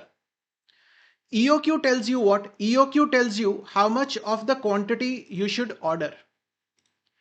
Right? EOQ tells you what? That ideal quantity of raw material to be ordered in one order. When you are placing an order, whether you should be placing the order for 50 kg, 80 kg, 70 kg, what is the right quantity that should be ordered? Now, why it is important to identify this right quantity? Because there, with the ordering of the raw material, with the ordering of what quantity you are ordering, there are two costs which are involved. Right? There are two costs which are involved with this. What are those two costs which are involved? One is called the ordering cost. One is our ordering cost, and another one is called carrying cost.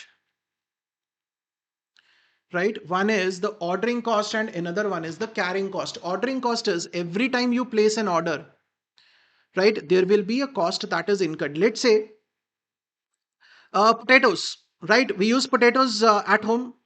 Now imagine if every day your consumption is 1 kg of potatoes and your mother asks your father to bring 1 kg every day. Is it feasible?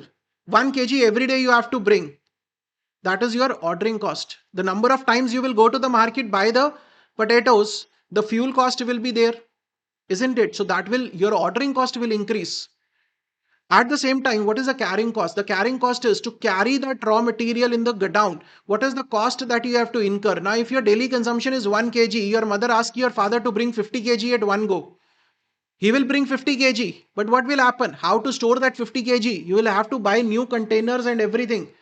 So that will increase your carrying cost. So EOQ tells us that what is the quantity to be ordered, where your ordering cost and carrying cost is minimum. Right? So what we are saying is at EOQ, what will happen? Your total cost here means the ordering cost and carrying cost. Ordering and carrying cost is minimum. Right? At EOQ, another thing will be your annual ordering cost will be equal to your annual carrying cost. Now, this is an important point because on this point only they can put an MCQ. Considering this point where you have to calculate the value using this annual ordering cost and annual carrying cost, they can ask you an MCQ on this. So this is very, very, very important, right? And second thing is, for EOQ, one of the important assumption is that annual requirement of raw material is known with certainty. This is the assumption. This is the assumption of EOQ. Right? This is an important assumption of EOQ. There is one more assumption which is of EOQ, that ordering cost remains a constant. Ordering cost remains same for every order, remains constant. So that is also there, right? That annual requirement. Now, why it is important to identify that annual requirement is known in advance? If you say the annual requirement we do not know, then what will happen, sir? Then what will happen if the annual requirement keeps on fluctuating? You will not be able to calculate that in one order what is the right quantity that we should be placing. So we say the annual requirement in advance we know. Clear? Okay, so this is the formula that they have given for EOQ. That is under root of 2 into A into O divided by C. Right? Under root of 2 into A into O divided by C, where A stands for what? A stands for the annual requirement of raw material. Now, here is your mistake area. What mistake area? Institute can give you the information regarding the annual requirement of the finished good. Right? If it is the FG given, so we will not take the FG part. We have to take what? We have to take the raw material. What is the annual requirement of raw material? The company, the question will say that the company has a demand of 50,000 units in a year. That means they are going to sell 50,000 units in a year. That is, they are talking about FG. If they are talking about FG, they will give you some information regarding the raw material also. If 50,000 units of FG is to be there, then they will give you information that for 1 unit of FG, 2 units of raw material are used. That means in that case, your annual requirement will be what? That will be 50,000 units of the finished goods into 1 lakh kg of raw material will be used. Clear? So you have to be very careful whether the information is given regarding the finished goods or it is given regarding the raw material. The second information that they are giving is ordering cost per order. Now in the question, if they are given 3-4 cost, whatever the cost is given per order, for every one order the cost is given, that cost you have to take. That will be our ordering cost per order. Clear? Third thing. Third thing is carrying cost per unit per annum.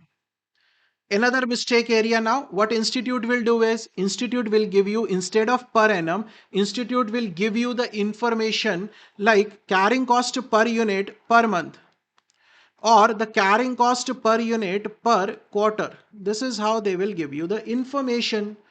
So you have to read the information very carefully. If it is per month, if it is per quarter, you have to convert it into per annum. Right? So these are the mistake areas. Okay, I'll make a hand here for the mistake areas so that you remember that these are the areas where we have to be careful.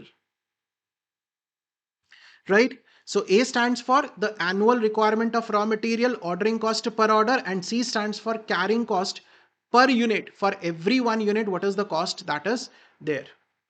Okay, this much part is clear. First tell me this much part, EOQ.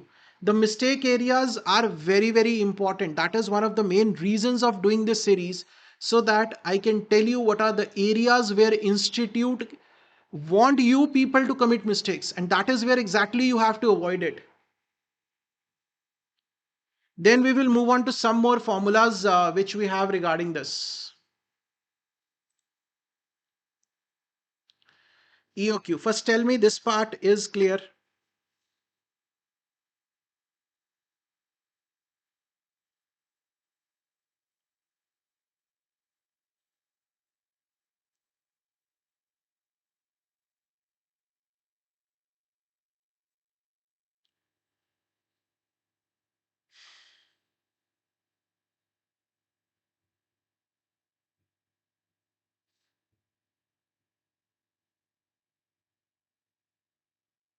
Yes, everyone.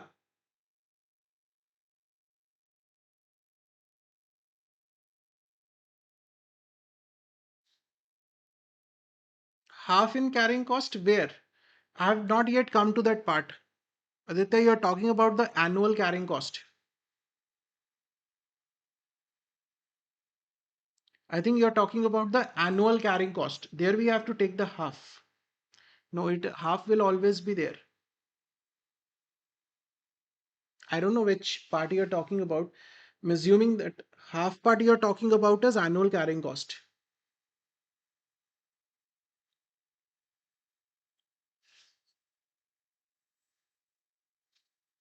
Yes, okay. So some other formulas now regarding this that we are going to do. The first is number of orders, right? Let's say if your annual requirement, if your, what I'm saying is, if your annual requirement, that is A, your annual requirement is 1 lakh units, right? Your annual requirement is 1 lakh units and your EOQ comes out to 10,000 units. That means in one year you want 1 lakh units. In one order, it is EOQ, sorry, in one order you will be placing an order for 10,000 units. So if I ask you to calculate, then in 1 year what will be the number of orders that you will place? That will be 1 lakh units you want. One order contains 10,000 units, so for 1 lakh units 10 orders will be there in a year, right? 10 orders will be there in a year. So number of orders is what? The number of orders is annual requirement divided by EOQ, right? This is your number of orders. Yes, you can watch the cost regular videos for May 27 also on the YouTube. Costing is a static subject, no amendments. You can watch that. The handbooks you can order for the same, the handbooks you can order from our website, right? Or you can join the ICI module series from our website for the question practice, or the this all-rounder course. For question practice, you can do that. Concepts you can cover from YouTube, no issues. Okay, number of orders done. Next is the annual ordering cost. Annual ordering cost says that now you have calculated the number of orders. Yes, sir, we have calculated the number of orders. We will multiply it with what? We will multiply it with the ordering cost per order. This O says what? Per order. For every one order, what is the ordering cost? Right? So number of orders multiplied by ordering cost per order, that will give you annual ordering cost. Third, annual carrying cost. Annual carrying cost is what? EOQ, or the order quantity divided by 2 into carrying cost per unit per annum. See, just try to understand one thing here. When we are talking about this word C here, C represents what? C represents the carrying cost per unit per annum. That is, for carrying 1 unit, what is the cost that you have to incur? If I want to calculate my annual carrying cost, if I have to calculate the annual carrying cost, what it will be? This value of C multiplied by number of units carried, this value of C multiplied by number of units carried. This will give me the annual carrying cost in the whole year. How many units you are carrying multiplied by the cost incurred for 1 unit, right? Now, my question is that will the number of units that you are carrying, will it be same every day? Throughout the year, you will be carrying the same number of units? Sir, that is not possible.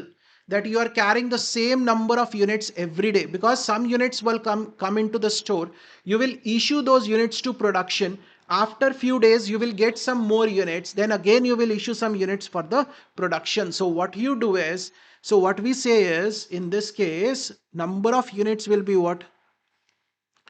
EOQ, whatever you are ordering, or the order quantity divided by 2. That is why we are dividing it by 2. This represents what? This represents your average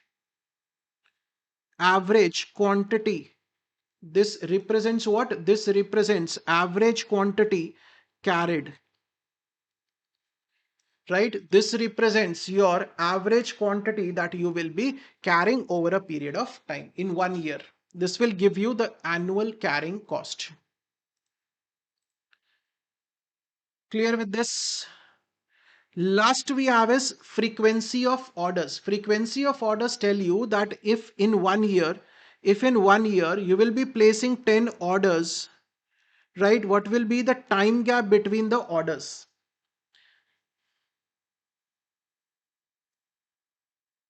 Right? What will be the time gap between the orders? That will give you the frequency. So the frequency is, if 10 orders are to be placed, if 10 orders are to be placed in 365 days or 360 days or 12 months, so one order should be placed after how many days? Divided by 10. Here you can take 360 also, here you can take 12 months also, divided by 10. So that is what we have done here. That is 365 days or 12 months or 360 days divided by number of orders.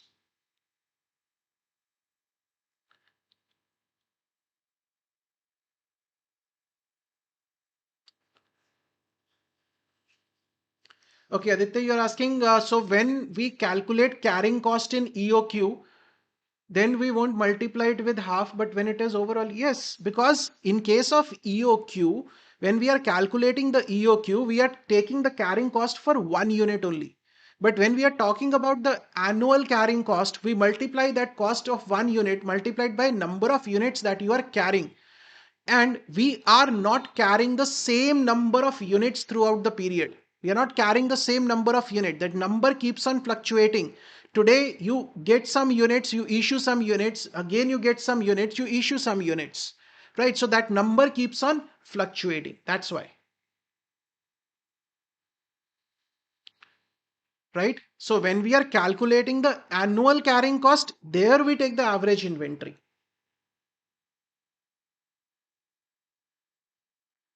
Hanji, clear Aditya?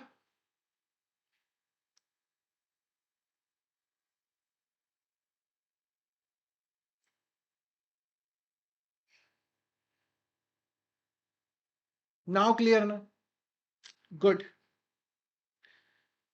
If it is clear now, very good. Okay. So these are the few formulas which they will be asking with regard to the EOQ. Now, one very common type of a question that you will be getting, right? That you will be getting in EOQ, that is the total relevant cost for EOQ versus non-EOQ evaluation.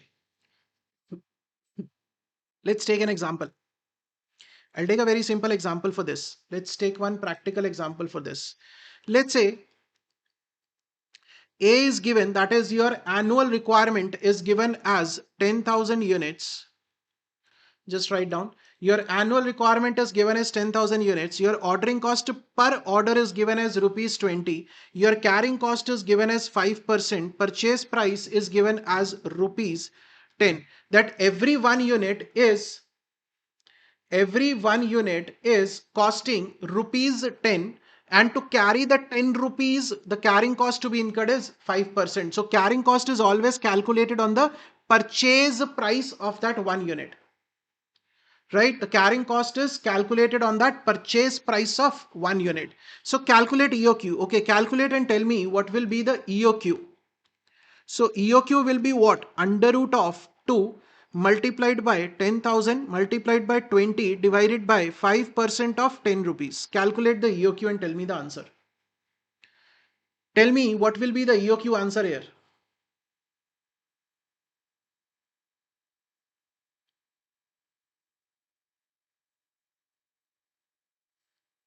Yes, quickly tell me what will be the EOQ answer here.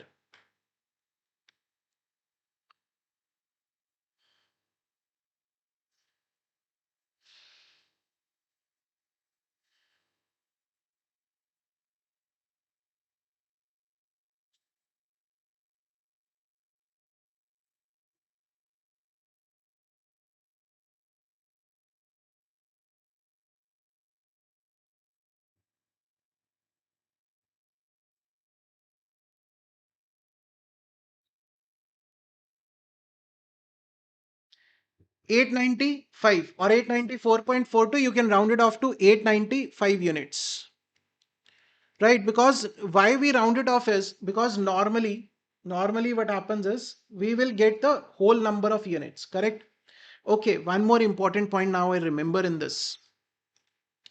If when we talk about the number of orders, if in decimal, if the number of orders is in decimal, always always do upper round off, right? So if your orders are coming out to be 12.3, so take it as 13 orders. Clear? Always remember this one small point, that if in the decimal, if the number of orders is in decimal, always do the upper round off thing.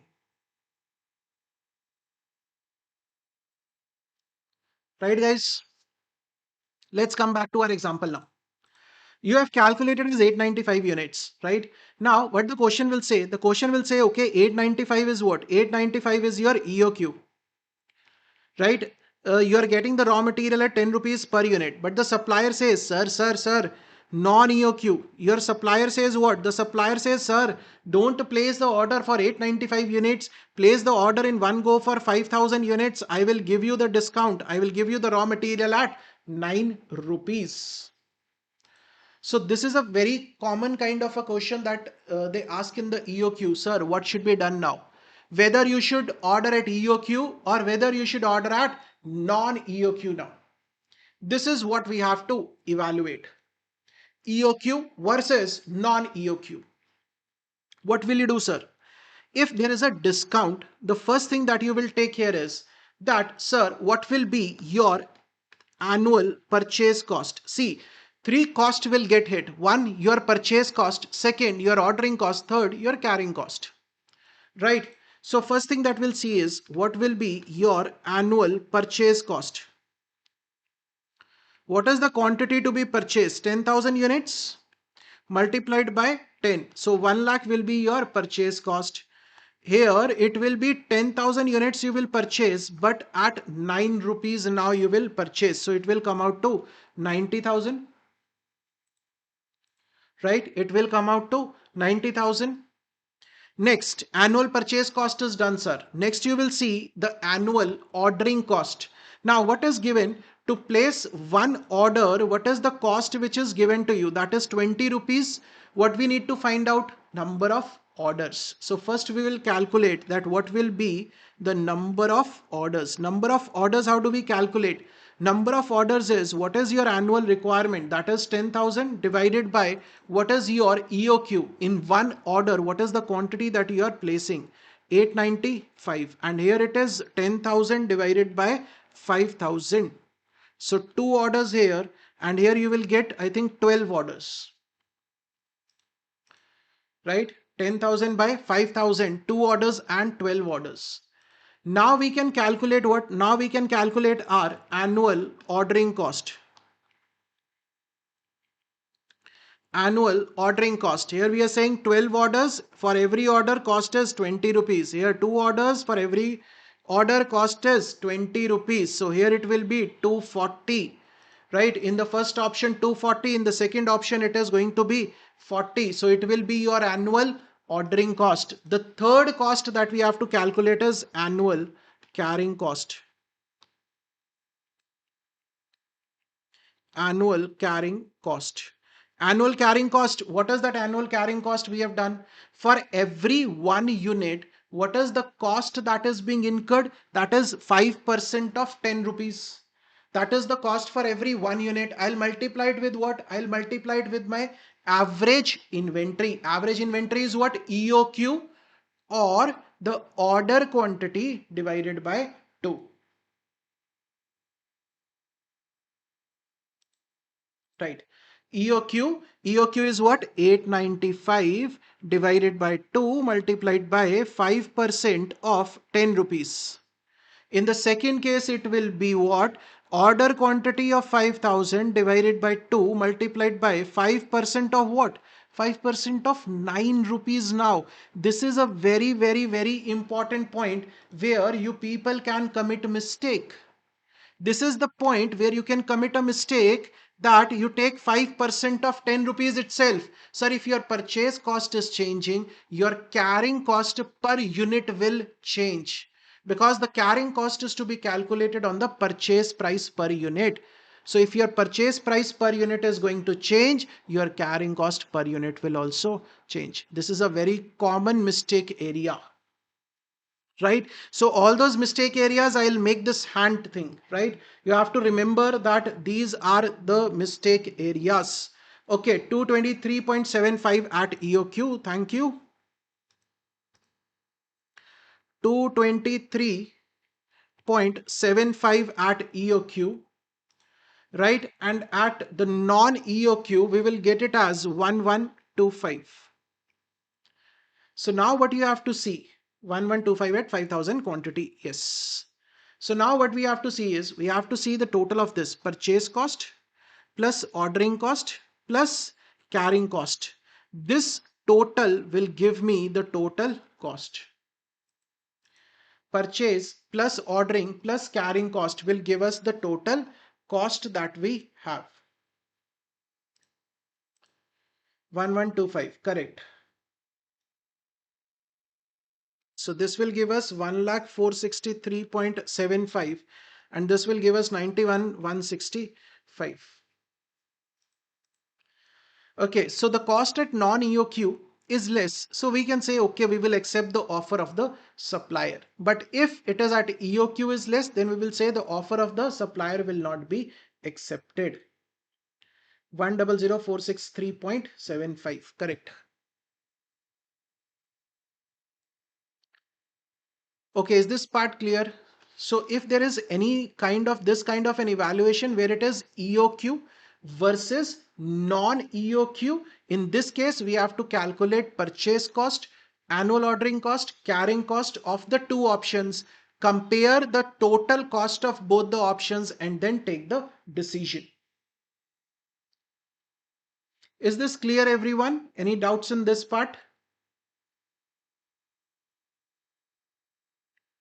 Yes, any doubts in this part?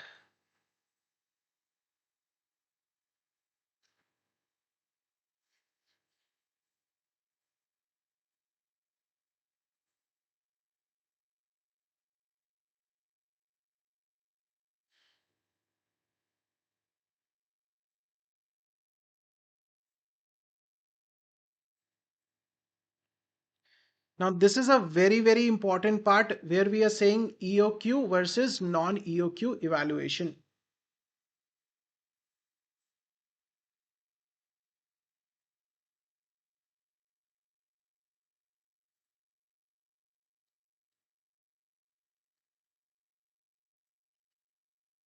Is it clear, everyone?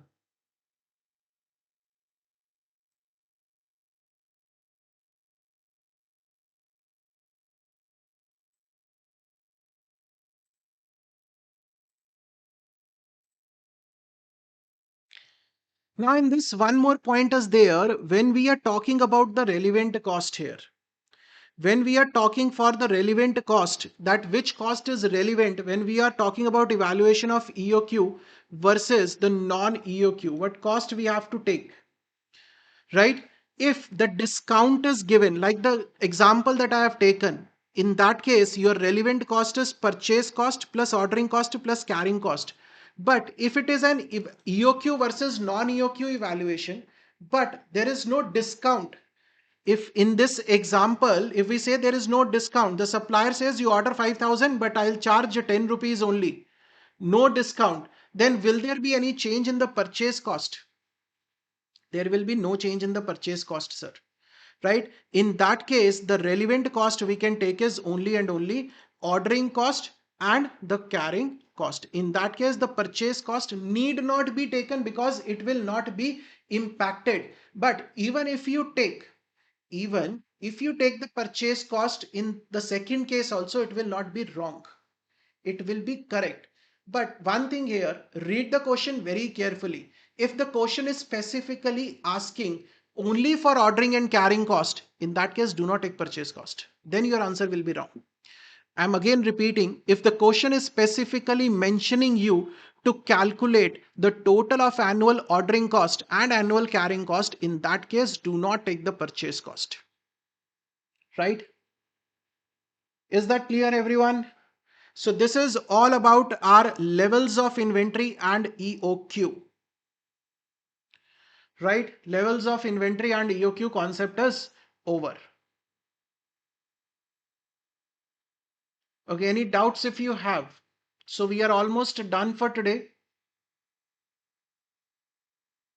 Any doubts if you have, you can ask. So tomorrow we will complete material costing, right? And we will see if we get some time. We will start with the labor costing concepts. So tomorrow we'll do the question. Tomorrow, what we will do is we will do the question on this levels of inventory and EOQ. One question we'll do inventory turnover ratio. We will discuss. Then small topic inventory turnover ratio is there. ABC analysis. I'll tell you valuation of inventory. FIFO LIFO weighted average method. Right. On this, one or two questions we'll take up. So material costing will anyhow be over. Right. So how was the session? Enjoyed it? Yes, everyone enjoyed the session.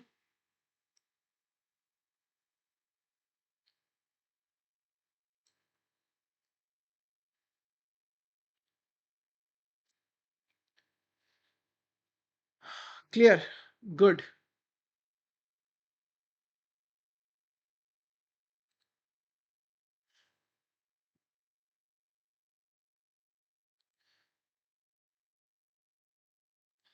So do, after we end the session, the video will be there on the YouTube. You can share it with your friends. And at the same time, do share with your friends and all, right? And do give some comments on the video also. That will tell the other students that, okay, this session was enjoyable, because anyone new coming to the session, they will always see the comments that whether the students got the benefit or not, right? So whatever the benefit you are getting, please do comment on the video.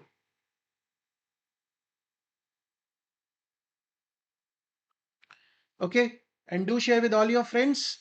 So we are done for today. Tomorrow again 6 o'clock we'll meet. 6 o'clock we'll be live here again. So let's see how many of you will be joining again tomorrow. So keep the motivation levels up. Keep your consistency. That is going to be the key, right? Be consistent in joining the live sessions every day. That is going, definitely, I'm promising you that it will make a difference of at least 20 to 30 marks. You will tell, you yourself will tell me after the exam that yes sir, these sessions joining in live made a difference of 20 to 30 marks, right?